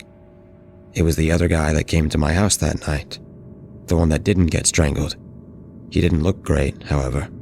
He had a black eye and a bruised lip, just looked tired in general. He looked me over before gesturing me in. He had a slight limp as he walked. "Nice haircut," he muttered softly. He sat down on the bed and I sat on the couch across from him. There was a long silence. The whole time he just stared at the ground. To be honest, I didn't know what to say. So I said nothing, and he finally spoke up. "Might as well let you know what's going on." He then proceeded to let it all out. About 4 years ago, there was an incident in the Paris catacombs. I got chills after hearing this. 4 teenagers decided it would be a good idea to wander off during a tour. I guess they got lost or something, because they weren't there at the end. The police pretty much swept everywhere. No sign of them. Eventually, the government decided to set up infrared cameras all around the place, just to see what would turn up. One day, one of the cameras picked up movement. Nobody anticipated what they were going to see next. It was hell manifested. An abomination of writhing limbs somehow stuck together, squirming across the screen. There were 4 human heads stuck to the top of that thing. You can guess who they were. I was beyond speechless. I thought about that video of the catacombs. Glad I didn't stick around for the grand reveal. He continued. They decided to send elite forces down there to examine it. Apparently, it took out 12 men before they put it down. Now the question was what they were going to do with the video. They couldn't just get rid of it, but they didn't want anybody to see it either. And this was around the time the whole Snowden thing was going on, so they didn't feel comfortable with just using government servers. So this is where that website you saw comes into play. They got the most seasoned technological experts they had to bury it somewhere deep in the internet. And I'm talking about as deep as they could go. Nobody was supposed to know about it. Nobody was supposed to find it. And nobody was even supposed to know what to look for. I racked my brain over this. Sure, I knew my way around, but there was no way in hell that I was on par with government experts. So how did I find it? He continued. And it worked well for a while. They made a pact with governments worldwide. Anything they deemed unfit for public knowledge went on that site. There were even precautions. For every real thing on there, they posted 4 fake ones, for the select few that actually managed to find it. Wait, what? I couldn't believe this. He just chuckled. Yeah, most of that stuff you saw was bullshit. At most. The videos are harder to fake. I didn't know how to feel about this. I was slightly relieved, I guess. Just slightly. He kept on. The logic behind this was that once people found these things, they'd look further into them. However, since they were fabricated, nothing would come up, and the page would be disregarded. Just a gag site. At least that was the idea. I knew where he was getting at. What about the people that started looking into the real things? He sighed. Look, nobody would have given a shit if they started spouting it off to their friends or on the internet. People would think they're crazy. It's the damn people that just have to go and find proof. The ones that plan to publicize it. Yeah, they get silenced. I was about to say something. I think he noticed because he cut me off. Look, don't put that moralistic shit on me. They didn't have to do it. It was their choice. They were committing a crime. You really think public knowledge about any of these things would help anybody? No, it wouldn't. Sometimes ignorance is bliss, alright? To be honest, I had to agree. But here's where things really went to shit. He went on. Before, there would be maybe 2 breaches a month. And then it skyrocketed up to 20, and then 50. They looked into it. Apparently there were rumors circulating around the deep and dark web. A rumor about a page that held secrets nobody was supposed to see. They decided to find out how easy it really was to access this place just from reading forums and shit. It took the experts about 20 minutes to find it, just by solving weird fucking riddles and then following these concealed links that would spawn from them. And then there was the final prompt. What do you seek? You've seen it, no? I nodded. Apparently there's a lot of different answers that could work. Anyways, it didn't make any sense. Everybody that was supposed to know about this was grilled. Somebody had to be doing this, right? Nobody fessed up. Honestly, everybody seemed genuine when they said they didn't do it. They knew the consequences. After a brutally in-depth investigation, nothing was resolved. And then it hit them. Back in 2010, they had also finalized an experimental AI.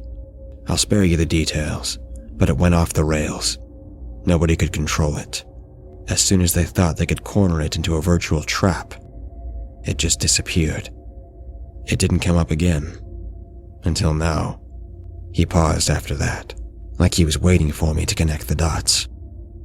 So, you think that this AI resurfaced and is now directing people there? I asked.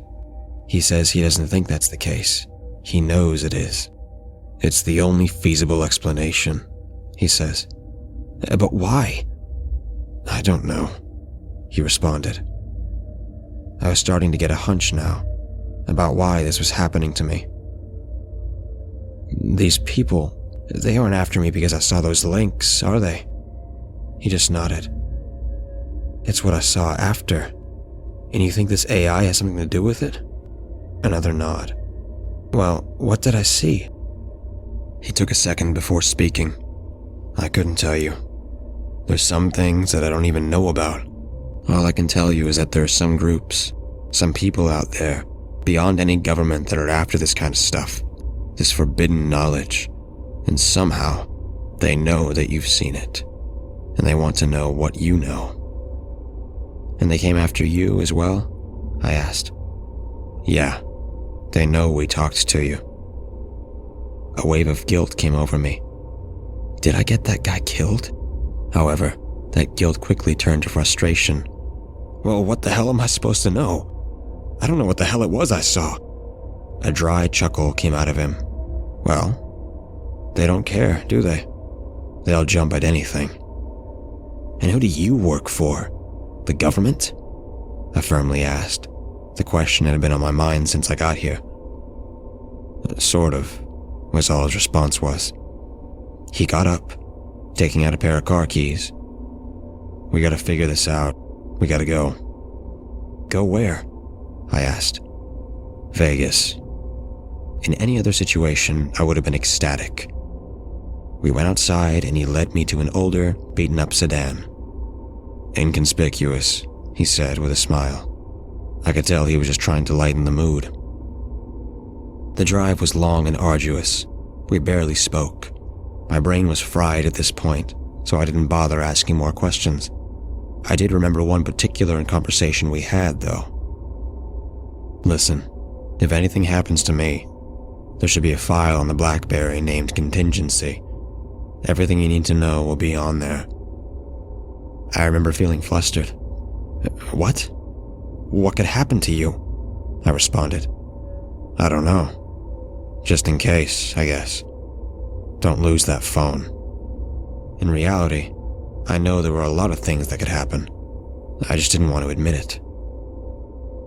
He woke me up when we arrived to McCarran. I was confused. You have plane tickets? Don't need them, he responded. He got out of the car and I followed him in. What happened next was strange. He just walked past everyone.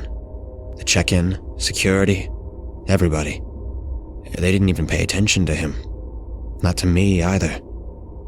That's when I started to wonder who the hell this guy really was. As we walked past the various stores and restaurants set up near departures, he took a sharp turn. I stumbled, keeping up.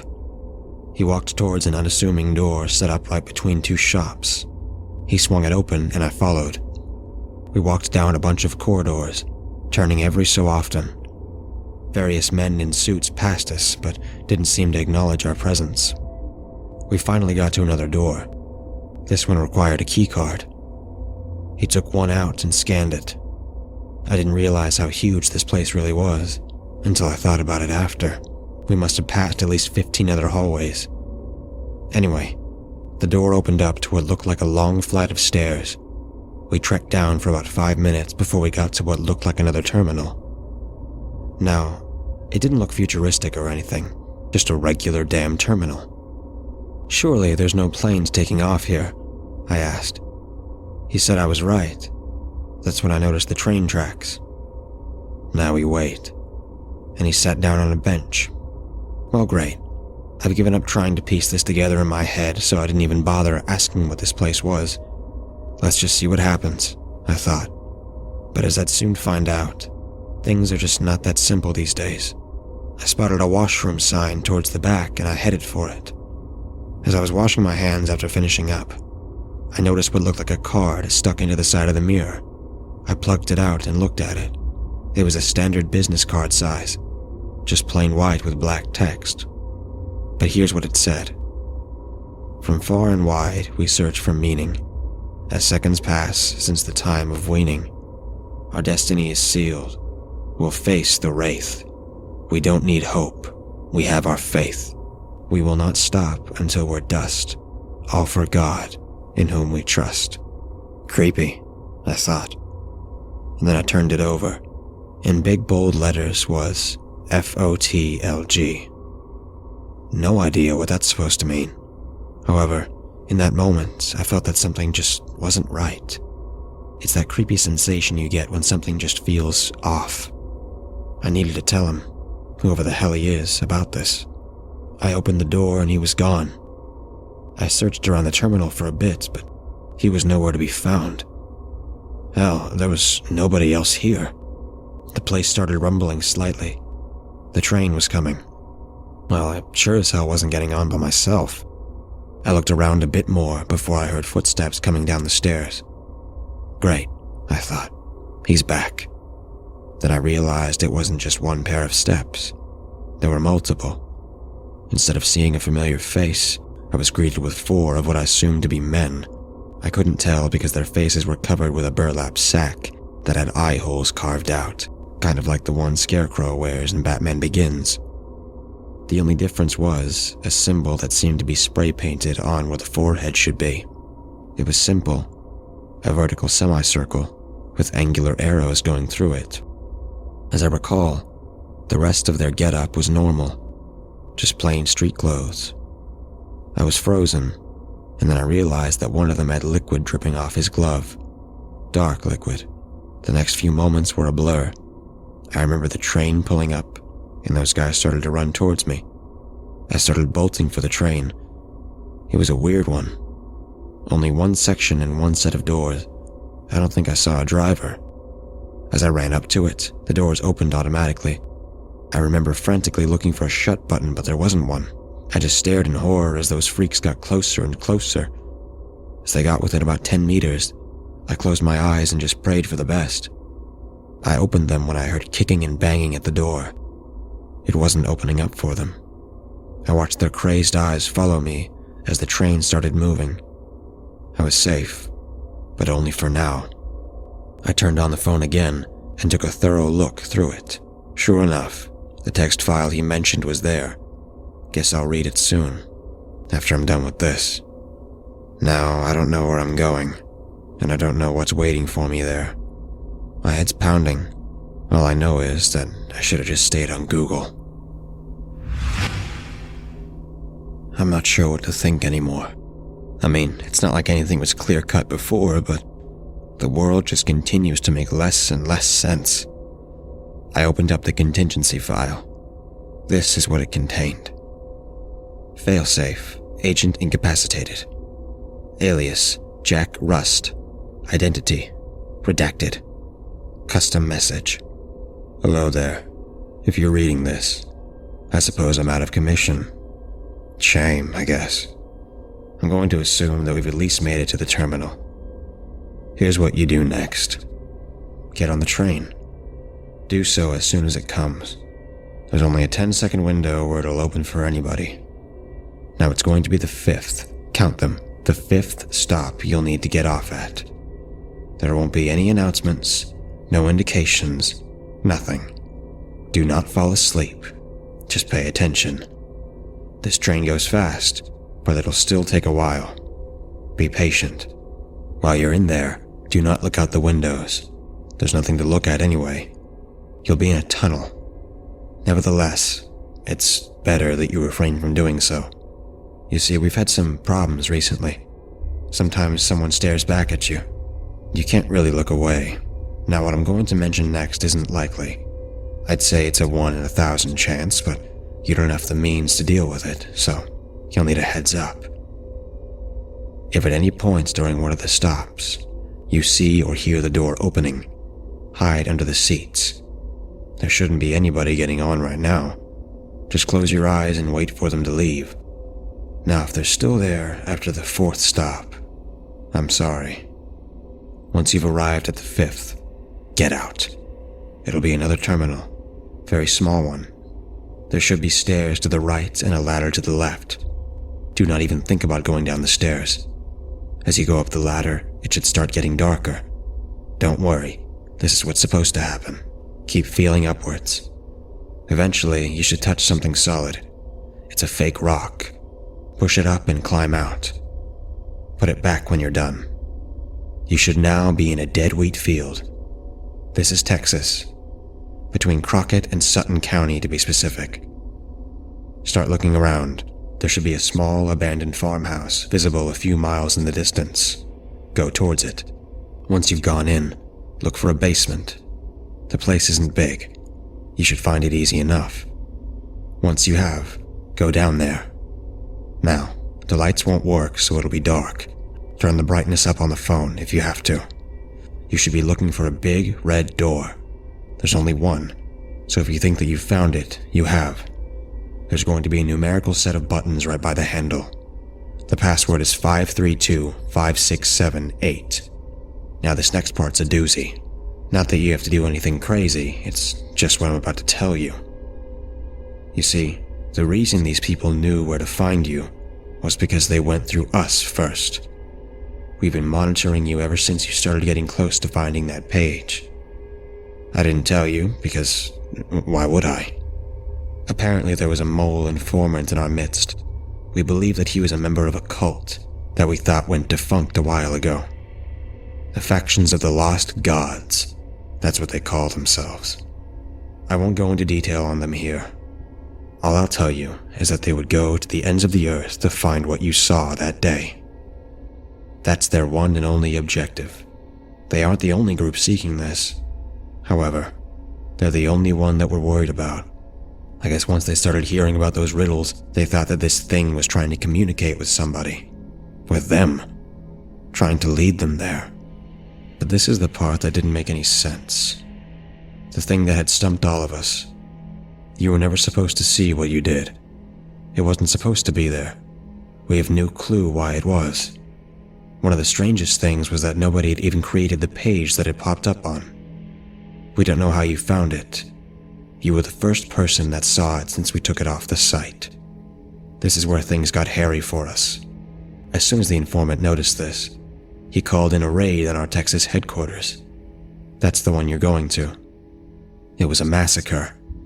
They stole our equipment and started tracking you down themselves. Luckily for me, I was already on my way to you. Now, we don't work with them. But these politicians, they have a real antiquated code of ethics. A real antiquated idea of how to fix things. You see, these cult members aren't so easy to find. If they were, they would be neutralized a long time ago. Because of that, there exists a contingency protocol for this exact purpose. Blackout is what they call it. If they ever found out that this group had any chance of finding whatever it was that you saw, they'd put it into motion. Trust me, that's not going to be fun for anybody. They aren't willing to take any more risks. That's why we didn't tell them, why we didn't tell most people in our organization. They might spill the beans. However, if you're still reading this, that means desperate measures can wait. Once you've gone in, go directly straight until you've reached what looks like a control room. In the far right corner, there should be one older desktop mounted to the wall. Luckily, that's one of the few things they didn't take. Boot it up. It's going to prompt you for a password. Type in primordial. A trapdoor should open up in the middle of the room. Walk down those steps and you should find yourself facing a bunch of file cabinets. Start searching through them. You're looking for a folder under the name Kane Hunter. He's an old friend. It's ordered alphabetically, so it shouldn't be that hard. That folder should contain his address. I understand that that's a lot of work for just one piece of information. However, this guy moves around so much, I just didn't bother keeping up. You need to go and find him. He'll have the answers that I don't. At this point is our best shot. Tell him Ben sent you. I'll leave you with this message. Mankind must not go back to hiding in fear. No one else will protect us, and we must stand up for ourselves. This government protocol is not the way we go. Good luck. That was the end of the message. This was a lot to take in, to say the least, but it sounded like I had a job to do. Luckily, nothing else got on the train with me. It took a while before I finally got to the basement down in the farmhouse. As soon as I walked in, a wall of stench hit me. I reflexively gagged. A massacre. Those words rang through my head. I found a light switch on the wall and flicked it. As the stale, incandescent light washed over the place, I understood what he meant. It was a massacre indeed, and nobody was there to clean it up. Holding my breath, I stepped over the decaying, uniformed corpses. As much as I would try to avoid looking at them, I couldn't stop myself from glancing down every so often. I was about to pass out once I reached the control room. I followed the instructions and found the folder. As soon as I did, I got the hell out of there. Once I was back outside, I read through it. Kane Hunter was 45 years old, and he lived in Hong Kong. Shit, I thought. I was starting to hate traveling. It took me a while to find a road. I eventually managed to hitchhike into a town. From there, I got another ride to Dallas-Fort Worth International. That's where I am right now. I'm tired beyond belief at this point, and it doesn't help that the back of my damn neck's itching like hell. The flight was long, so I got to contemplate the past week. There were a lot of unanswered questions still lingering, and I really didn't know what to expect from Kane Hunter. I remember the train terminal, the card I found at the washroom, FOTLG, Faction of the Lost Gods. Shit. I finally arrived and cabbed to this guy's address. I was running low on funds at this point. During the drive, I watched as the glimmering lights of the city moved past me. On the surface, the world just seemed so straightforward. Guess it really starts unraveling when you look into it. I got dropped off at an unassuming apartment complex. I guess you can call it middle class. I buzzed his room number. It took a while, but somebody finally answered. "Who's this?" He sounded surprised, as if he wasn't used to visitors. I took a second to think about what I was going to say. Ben sent me. I need help," was my ultimate response. Almost instantly, I heard the front entrance unlocked. Well, here we go, I thought. I started making my way up to the 7th floor. As I was about to knock on his door, it opened up. A rather unkempt middle-aged man pulled me into his room, looking extremely anxious. He paced around as I took a seat. He finally stopped, turning to me. "What do you mean you need help?" His otherwise deep voice croaked as he said this. I know that I was about to tell him something that he didn't want to hear. "I saw that thing, and now there's people after me." His facial expression contorted as he heard this. "Who's after you?" Do you know? His speech was quick and discombobulated. The faction of the lost gods is what I think they're called, was my response. Now his face went completely pale. They're back. I flinched as he cursed loudly right after. He sat down, burying his face into his hands. He looked back up at me. What happened to Ben? My silence was enough of an answer. He just nodded. He was a good guy. I just nodded back in response. I heard him mumble something under his breath, but I couldn't make it out. Now it was time for me to ask the big question, the question that nobody seemed to have an answer to. What was it that I saw? He just stared at me for a few seconds, and then he finally spoke up. I used to work on a space station named Kronos 1. You heard of it? No, I hadn't. And that's what I told him. Well, it's because you're not supposed to. Now I really had no idea where this was going. He went on to tell me about how the Kronos 1 used to orbit space 1,500 kilometers away from the ISS. It was meant to be used for navigation and communication, he stated. That's what they told us, anyways. They were doing other stuff up there for sure. Why else would they not tell the public it existed? Anyways, it didn't last long. One day we got a message from NASA. There was a signal of sorts coming from somewhere deep in space. Well, more like some kind of anomaly. Something that didn't make sense. They didn't elaborate on what that was supposed to mean.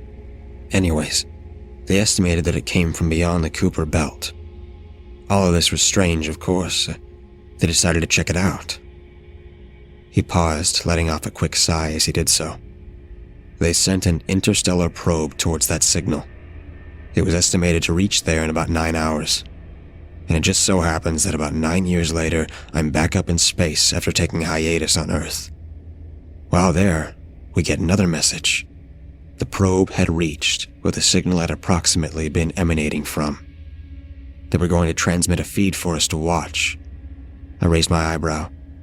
He just chuckled at my confusion.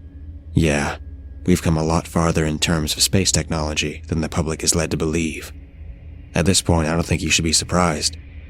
Anyways, everybody's crowded around the monitors waiting to see what the hell the probe picked up. Keep in mind that there were only 10 people in the room at the time. It was too tight to fit more, so we were going to be the first ones aboard who would see it. The transmission eventually blinked onto the screen. He stopped, rubbing his temple as he did so. It almost seemed like it hurt him to think about. Everything went by quick. It only took a few seconds for the screaming to start. People were banging their damn heads on the floors and walls. It was chaos. Everybody lost their minds after seeing what was on that monitor. The only reason I survived was because I didn't actually get a glimpse of it. I was still in the bathroom when the transmission came through. I got out as soon as I heard the commotion. I still passed out, though. Guess I'm not so good with blood. All I remember before hitting the floor was seeing a lone person still glued to the screen. He was the only one watching at this point. When I woke up, they started asking me questions, but I had no answers for them. I didn't see it. Wait, so what was the cause of death for them? I asked. Suicide. Mostly blunt force, he responded. Everybody in that room found a way to kill themselves. What the hell? I thought. Was this really what I had seen as well? So what happened to the other guy? The guy you said was still watching? He passed out as well, but only for a minute. Other than that, he said he was fine. Never even really brought it up. When they asked him what he'd seen, he just shrugged and said he didn't know what they were talking about. I knew him, actually. His name was Blake. He'd always been a strange guy. There was another pause. I kept trying to work it out in my head. Kane kept going. But that wasn't the end of his story. I perked up.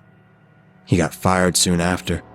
He seemed to just stop caring about anything that was going on around him.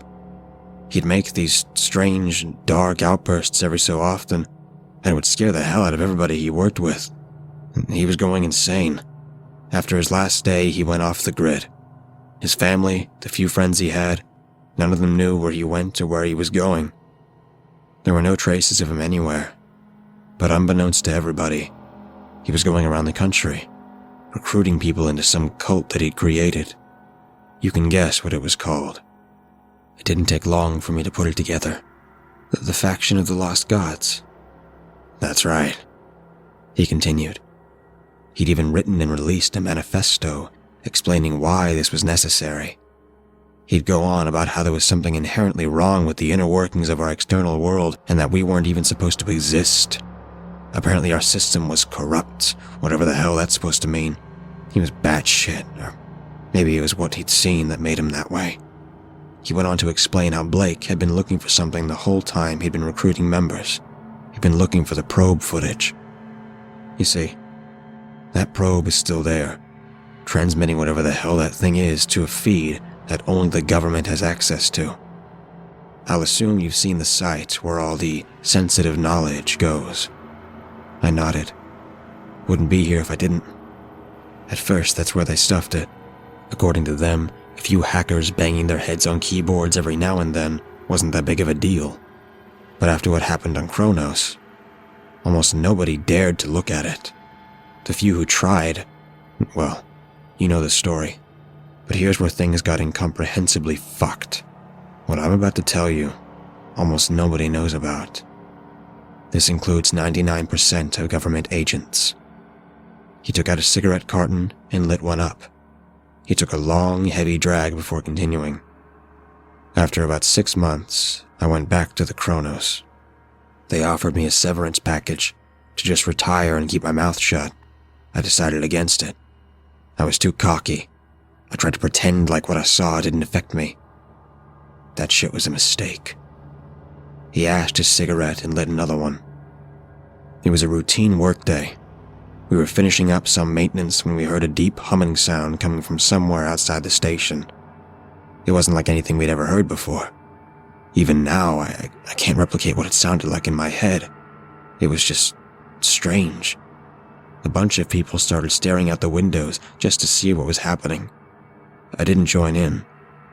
After the probe footage, my curious side pretty much disappeared. However, what happened next made me question what kind of universe we really live in. I was eating lunch in the mess hall when I heard commotion coming from the hallways. I would have checked it out, but that's when the screaming started. It wasn't normal, honestly. It didn't sound like anything that a human being should have been able to produce. I remember looking at everybody else in the room. They weren't moving. We were all on the same page. A couple of guys actually barricaded the entrance with chairs. However, we couldn't keep our eyes off of it. There was some kind of light bleeding in from the cracks under and above the door. But something was wrong about it. The light wasn't any color we'd ever seen before. The familiarity of these descriptions got my mind racing. This was it, wasn't it? This is what I had saw. He continued. I remember getting lightheaded just from looking at it for a few seconds. The next hours were excruciating. The screams didn't stop. Our collective sanity was being pushed to the brink. We all just sat, fingers in our ears and our eyes shut, waiting for the end of this shit. Eventually, the door opened and we were escorted out. I remember looking around to see the white walls of the station now stained with red. 90% of the crew died that day. We had questions, of course, about what had happened. However, everybody that would have known was now dead. He leaned back in his chair, fished another cigarette out of the carton. This time, it was accompanied by a swig of whiskey. He went on. I arrived back on Earth shortly after. This time they didn't offer me my job back. Just a service check and a non-disclosure. Though, it's not like I cared at this point. Would have quit regardless. Now, here's the connection to what you saw. That day, I was at my house, mulling over my life. Then I heard a knock at my door. It was Ben. He asked me what the hell had happened on Kronos. I told him, but the thing I didn't understand is how the hell he knew something had ever happened. He had never even worked with NASA. So I asked him about it. He said that a wave of distress calls from the station all came through at once. They all described exactly what I had gone through.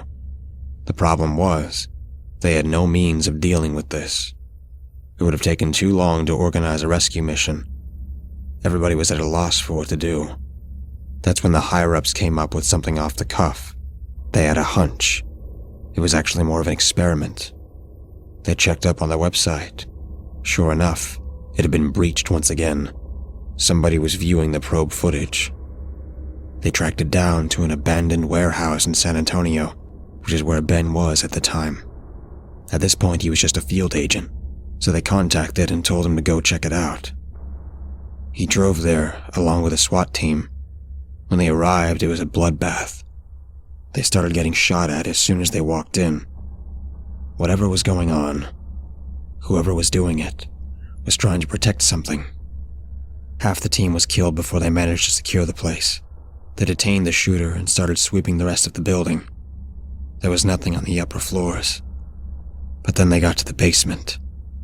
There was just one person down there, sitting in front of a computer monitor. They approached him slowly, barking at him to put his hands up. He ignored everything. A SWAT member eventually got close to him. That's when he started screaming out of nowhere and shot himself in the head. There was no doubt that he got a glimpse of the screen. Nobody approached him after that. They all just kept pointing their weapons at him and telling him to turn away. The guy eventually did. He said that it was Blake. Ben recognized him because he'd become infamous around government circles. He said that there was blood seeping from his eyes and nose, skin pale as the moon. He only said one thing. Kane stopped inside. He took a big swig of whiskey and looked at me dead center. You can't stop it. If it doesn't happen today, it'll happen eventually. Our reckoning has yet to come. Ben said that this chilled him to the bone. He told me that Blake had said it in such a tone and conviction that just made him feel despair and emptiness inside. He shot him right after that, as well as the monitor. They rounded up the rest of the cult members and took them into questioning. They wouldn't cooperate, obviously. They all just repeated the same words over and over. Some weird fucking motto or something. Anyways, the higher-ups got there a couple hours later. They congratulated Ben and told him to go home. The distress reports had finally stopped coming in from Kronos. Wait, I interjected. The reports, did they stop as soon as Blake got shot? Kane chuckled. It was a dry one. No humor in it. Yeah, he continued. You're figuring it out, aren't you? Here's the conclusion they came to. Whatever that probe was picking up, whatever Blake was watching, it was watching him back. Somehow, they were communicating with each other. This was horrifying to think about. Kane continued. He was sending something towards Earth. Something beyond our comprehension that we were never meant to see. Who the hell knows what it wants from us? Probably nothing good. Anyway, they decided to make sure that nobody else ever saw it again. They disconnected from the probe, stopped the stream altogether. I'm sure the thought process was that if we didn't seek it out, then it wouldn't notice us. Wait, what? I nearly shouted at him. How the hell did I see it then? That's what I'm wondering, he said. You got an answer? I tried telling him about the AI, but the words just stumbled out of my mouth into an incoherent mess. He just looked at me in confusion. An AI? What the hell are you talking about? He asked. On that website, there was another prompt. It brought me there. That's how I found it. Prompts? What are you talking about? Screw it, I thought. He clearly didn't know about it. There were still too many questions pressing against my brain anyway, so I didn't linger on this. How many other people do you know have seen it? I asked. He scoffed. The ones that are alive? You. This sent chills down my spine. He went on. Which begs the question, how long did you look at it for? Just a couple of seconds, right? No, I responded. Nearly half a minute. After I said this, his face went blank. I just shrugged. Look, I don't know what to make of any of this, was all I managed to stammer out. With a shocked, contemplative expression on his face, Kane just looked up at the ceiling. As he did this, the words from the contingency message rang through my head. You were the first one that had seen it since we took it down. But why me? Why was I so special? Why did I have to see it? Kane started speaking again. Computers may know more about humanity than we ever will. I just stared at him in confusion. What an odd statement to make. He went on. If it actually was an AI that sent you that page, maybe it means something. Means something? Like what? I retorted. Nobody else seems to be able to handle seeing that thing, but like Blake, you appear to be an exception. I really thought about this. He was right, wasn't he? Whatever the hell this thing is, it seems to push people to the brink of insanity after just a few seconds of exposure. I mean, I sure as hell didn't know what I saw. I certainly didn't like seeing it. But I was more or less in a normal state of mind. However, there was one more question I couldn't ignore. Those members of the cult that were detained, they weren't the only ones, were they? There were other members. Kane nodded. They tried to tell themselves that they were it. That this was done. That's what everybody wanted to believe. Underestimating Blake's influence was the biggest mistake they could have made. At this point, I didn't want to think about it anymore. I needed a break from this discussion. I asked him if there was somewhere I could rest. He told me there was a spare mattress in the closet. I needed to sleep, but not before I finished getting this out. A million thoughts are still running through my head as I write this. Ben said that this guy was our best shot, but nothing's been resolved. Hell, what was he supposed to do? Maybe this blackout contingency was necessary. If everything I've heard is true, it might be the only option. God, this itch on the back of my neck is killing me. Anyway, it looks like I'm going to have to make a decision soon. Kane and I just heard somebody trying to open the door. He took a look through the peephole and told me that there were people with weird masks on standing outside. This is not good. You know how they say that time flies when you're having fun? Well, that also applies when you think you're about to be smoked. It didn't take long for them to break down the door. The thing is, jumping out the window wasn't an option here. I tried opening a vent in the washroom, but they were already inside the apartment. I remember seeing Kane fish a pistol out of a kitchen cabinet before getting bodied by some behemoth of a man. This all happened in what felt like seconds. The last thing I saw before I blacked out was the butt of a rifle coming towards my face. I awoke sometime later, face down on a dusty floor in a dim, empty room. My head was pounding. I was restrained, but there was nowhere to go. One door leading out, and it was dead-bolted. I turned my head to see Kane pacing on the other side. Look, I didn't lead them here. I tried to reason with him. He looked pissed. Oh, I don't doubt that, he responded. Not on purpose, at least. They know that I can't help them. We've tried a while ago. He followed up with a sigh. This is fucked. I turned away from him and started feeling around the walls. I was under the delusion that there was some secret way out. The delusion it was. After my futile attempt at escape, I just sat down in a corner. There was no good ending to this, I thought. Kane seemed to read my mind because he chimed in. You know, you can't tell them how to get there. He looked at me again.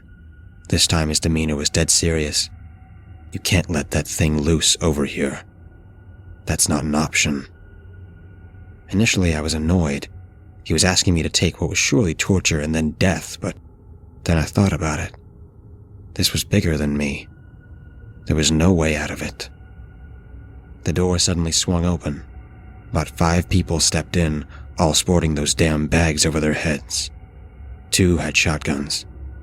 You're awake. Good, said the one at the front. I instantly recognized that voice. Was it really?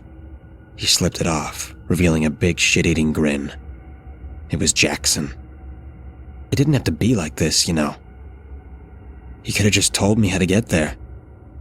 I thought back to the conversation we had in the diner. I clearly told him what I had entered at the prompt. Did that not work for him? But I put that thought out of the back of my head. At that moment, I was nothing but angry. Like it would have mattered. You psycho fucks would have ruined the world regardless. He just sighed. Ruined? Look, I don't expect you to understand, only to cooperate. But this world, it isn't right. It was a mistake. So you just follow the orders of some crazy dead guy, huh? Kane laughed. Sounds like you guys are the mistakes. One of the men walked up and whipped the shotgun barrel across his face. There was a terrible cracking sound as he fell to the floor. He started coughing up blood. Why don't you guys just kill me? I can't help you. Wouldn't help if I could, he muttered as he sat against a wall. Jackson chuckled. No, this is something we all need to see. The more people who start witnessing, the better. It's the greatest salvation anybody could ask for. He was just bloviating nonsense at this point. I didn't feel like arguing, however. There was no changing his mind. I had questions, though. How'd you find me?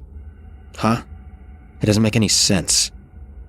He walked over to me and reached behind my ear. I felt a sharp pain at the back of my neck, and he pulled out what looked like a tiny computer chip. So that's what that was. I just let out an exacerbated sigh. Funny enough, this wasn't our doing, he said as he flicked it away. What the hell are you talking about? I spat at him. But then I thought about it. When those guys were shooting at me in the locker room, I swear I felt something hit my neck, but in the moment, you just don't care. Jackson smiled as he saw the horror on my face. We can thank those guys for that. It's just a shame that they won't be here to see it. Everybody always resists. Only the lucky ones truly get it. I recalled Ben's message. A lot of groups are after this, but we're only afraid of one. Who were they? I asked him. Don't know, he replied. It never mattered anyways. I was reliving the whole journey in my head at this point, thinking about where I messed up. How'd you get to the terminal? You needed a key card. Jackson pulled one out of his pocket. Oh yeah, I forgot. They killed everybody who had one. I was beyond frustrated at this point. Not even just at him. This whole damn situation. The thing that you want to send over here, do you even know what it is? He paused for a second. A look of pure contemplation was plastered across his face. I'll tell you what Blake told me. It's not for us to know. We don't belong here, and every second we remain, the universe deteriorates. We need to correct this. It's funny. These guys actually thought they were after something good. Blind faith, huh? I retorted. You guys are pathetic. Jackson scrunched his nose at this, his expression contorted into one of pure rage. That's enough. He gestured to the two men standing beside him. They started dragging me out of the room. As we left, I could hear Kane screaming at me, screaming that I couldn't give in. I tried wrestling the shotgun away, but it was a pathetic attempt. There was nothing I could do. They tossed me into another room. This time it was larger. I guess the rest of the cult was also in there, because about 15 people stood, lining the perimeter of the room, all with those bags over their heads. There was also a computer set up in the middle, wires running everywhere. They forced me into a chair in front of it and strapped my legs down. Go ahead, Jackson's voice echoed from behind me. Everybody's waiting. I refused at first. I really did. But I guess that's what they were expecting. First came the waterboarding. Don't know if you've experienced it, but it definitely wasn't pleasant. However, it also wasn't enough. What came next almost was, however. One of the men took out a butterfly knife and started slicing my pinky toe off. Slowly. He did this over the course of what felt like an hour. Then came the salt. It was pain that transcended anything I've ever felt before. He finally finished up by cauterizing it. You have 9 more, Jackson's voice oozed from behind me. You can die the way you're supposed to. Hearing him say this just gave me more motivation to tell him to fuck off. But I'll admit, I was nearing my breaking point. The next part was excruciating beyond belief. They started scraping the skin off of my shoulder. It wouldn't have been that bad if it wasn't for the boiling water they poured on it afterwards. "Okay, all right," I finally blurted out. They stopped and started applying some cream to the burn. It was pure ecstasy. I heard Jackson breathe out what sounded like a sigh of relief. Smart guy. This was all a ruse, however. I just needed a break for a second. My plan was to get to the prompt and then flip the damn table over. They were going to torture me to death. I was going out with a bang. The human spirit is hard to break. A billion thoughts ran through my head as I went through the whole fucking process again. Memories of family and friends, better times. I solved the riddles and encryptions until that damn question popped up again. Quid Chiaris. I was about to enact my spree of destruction when I noticed something. Something small in the corner of the monitor. It was hard to read, so I had to squint. It was text, just 2 words, in English this time. Don't worry. I just stared at it for a second. What the hell was that supposed to mean? That's when I came to a realization. I recalled what Ben had told Kane. It was only Blake sitting at the computer in the basement. He was the only one watching. Everybody who saw this thing went insane and killed themselves. Somehow, the AI also knew this. I smiled to myself. I felt somebody poke at my back. Don't tell me you've changed your mind. We can change it back. Jackson's voice rung out. Don't worry, I responded. I answered the prompt question. What also seeks me? The familiar list of links soon appeared in front of me. I started scrolling down, clicking on various links until a familiar question appeared in the corner. I clicked yes. And just like that, there they were. The 4 links. I leaned back in the chair. Well, there it is. First link's the one you're looking for. I watched as they all gathered around me. This is the first time you're going to see it? I asked.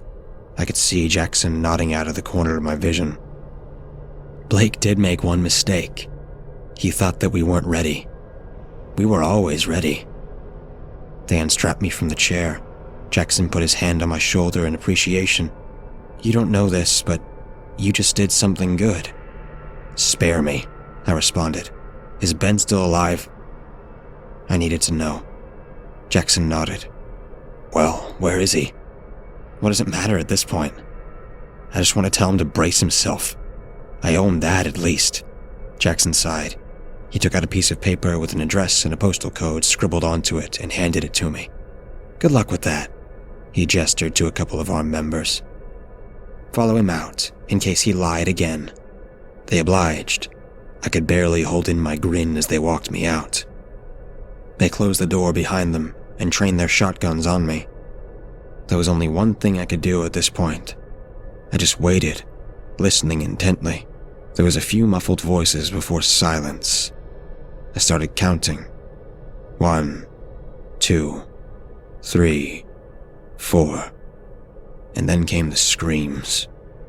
Even though I was expecting it, I still flinched. Kim was right. Those sounds should not have come out of a human being. The 2 guys guarding me flipped shit. One of them ran inside, and the other stumbled on his feet. He was looking back and forth between me and the room, so I disarmed him easily and shot out his kneecaps. I guess he hit his head hard on the floor because he went limp. That's when the cacophony of gunshots started ringing out from inside the room. It lasted about 10 seconds and was followed by silence. With a shotgun in hand, I walked inside. Bodies were lying, haphazardly scattered across the room. Pieces of the burlap sacks they were wearing were now stuck to the blood-stained walls. The monitor was face down on the floor, shards of screen everywhere. There was only one squirming figure left. Jackson. Guess he really was dedicated to this. He was muttering something incomprehensible, and he snaked his way towards a stray pistol. I thought about finishing the job for him, but that'd just be putting him out of his misery. Instead, I went around the room and took the clips and shells out of every weapon. He gave me one last look before I left. His skin was paler than snow, arms and legs trembling, expressing a mix of shock, dismay, and confusion. It looked as if he was pleading for something. I just flipped him off and closed the door behind me. This is what he wanted, wasn't it? I walked down to the room where Kane still was. I'd picked up the key from one of the bodies. At this point, the cream on my shoulder, as well as the adrenaline, was wearing off. A wave of pain hit me at once. I stumbled a bit before I got to the door and unlocked it. Kane jumped when I walked in. He seemed relieved at first and then horrified. "Did you?"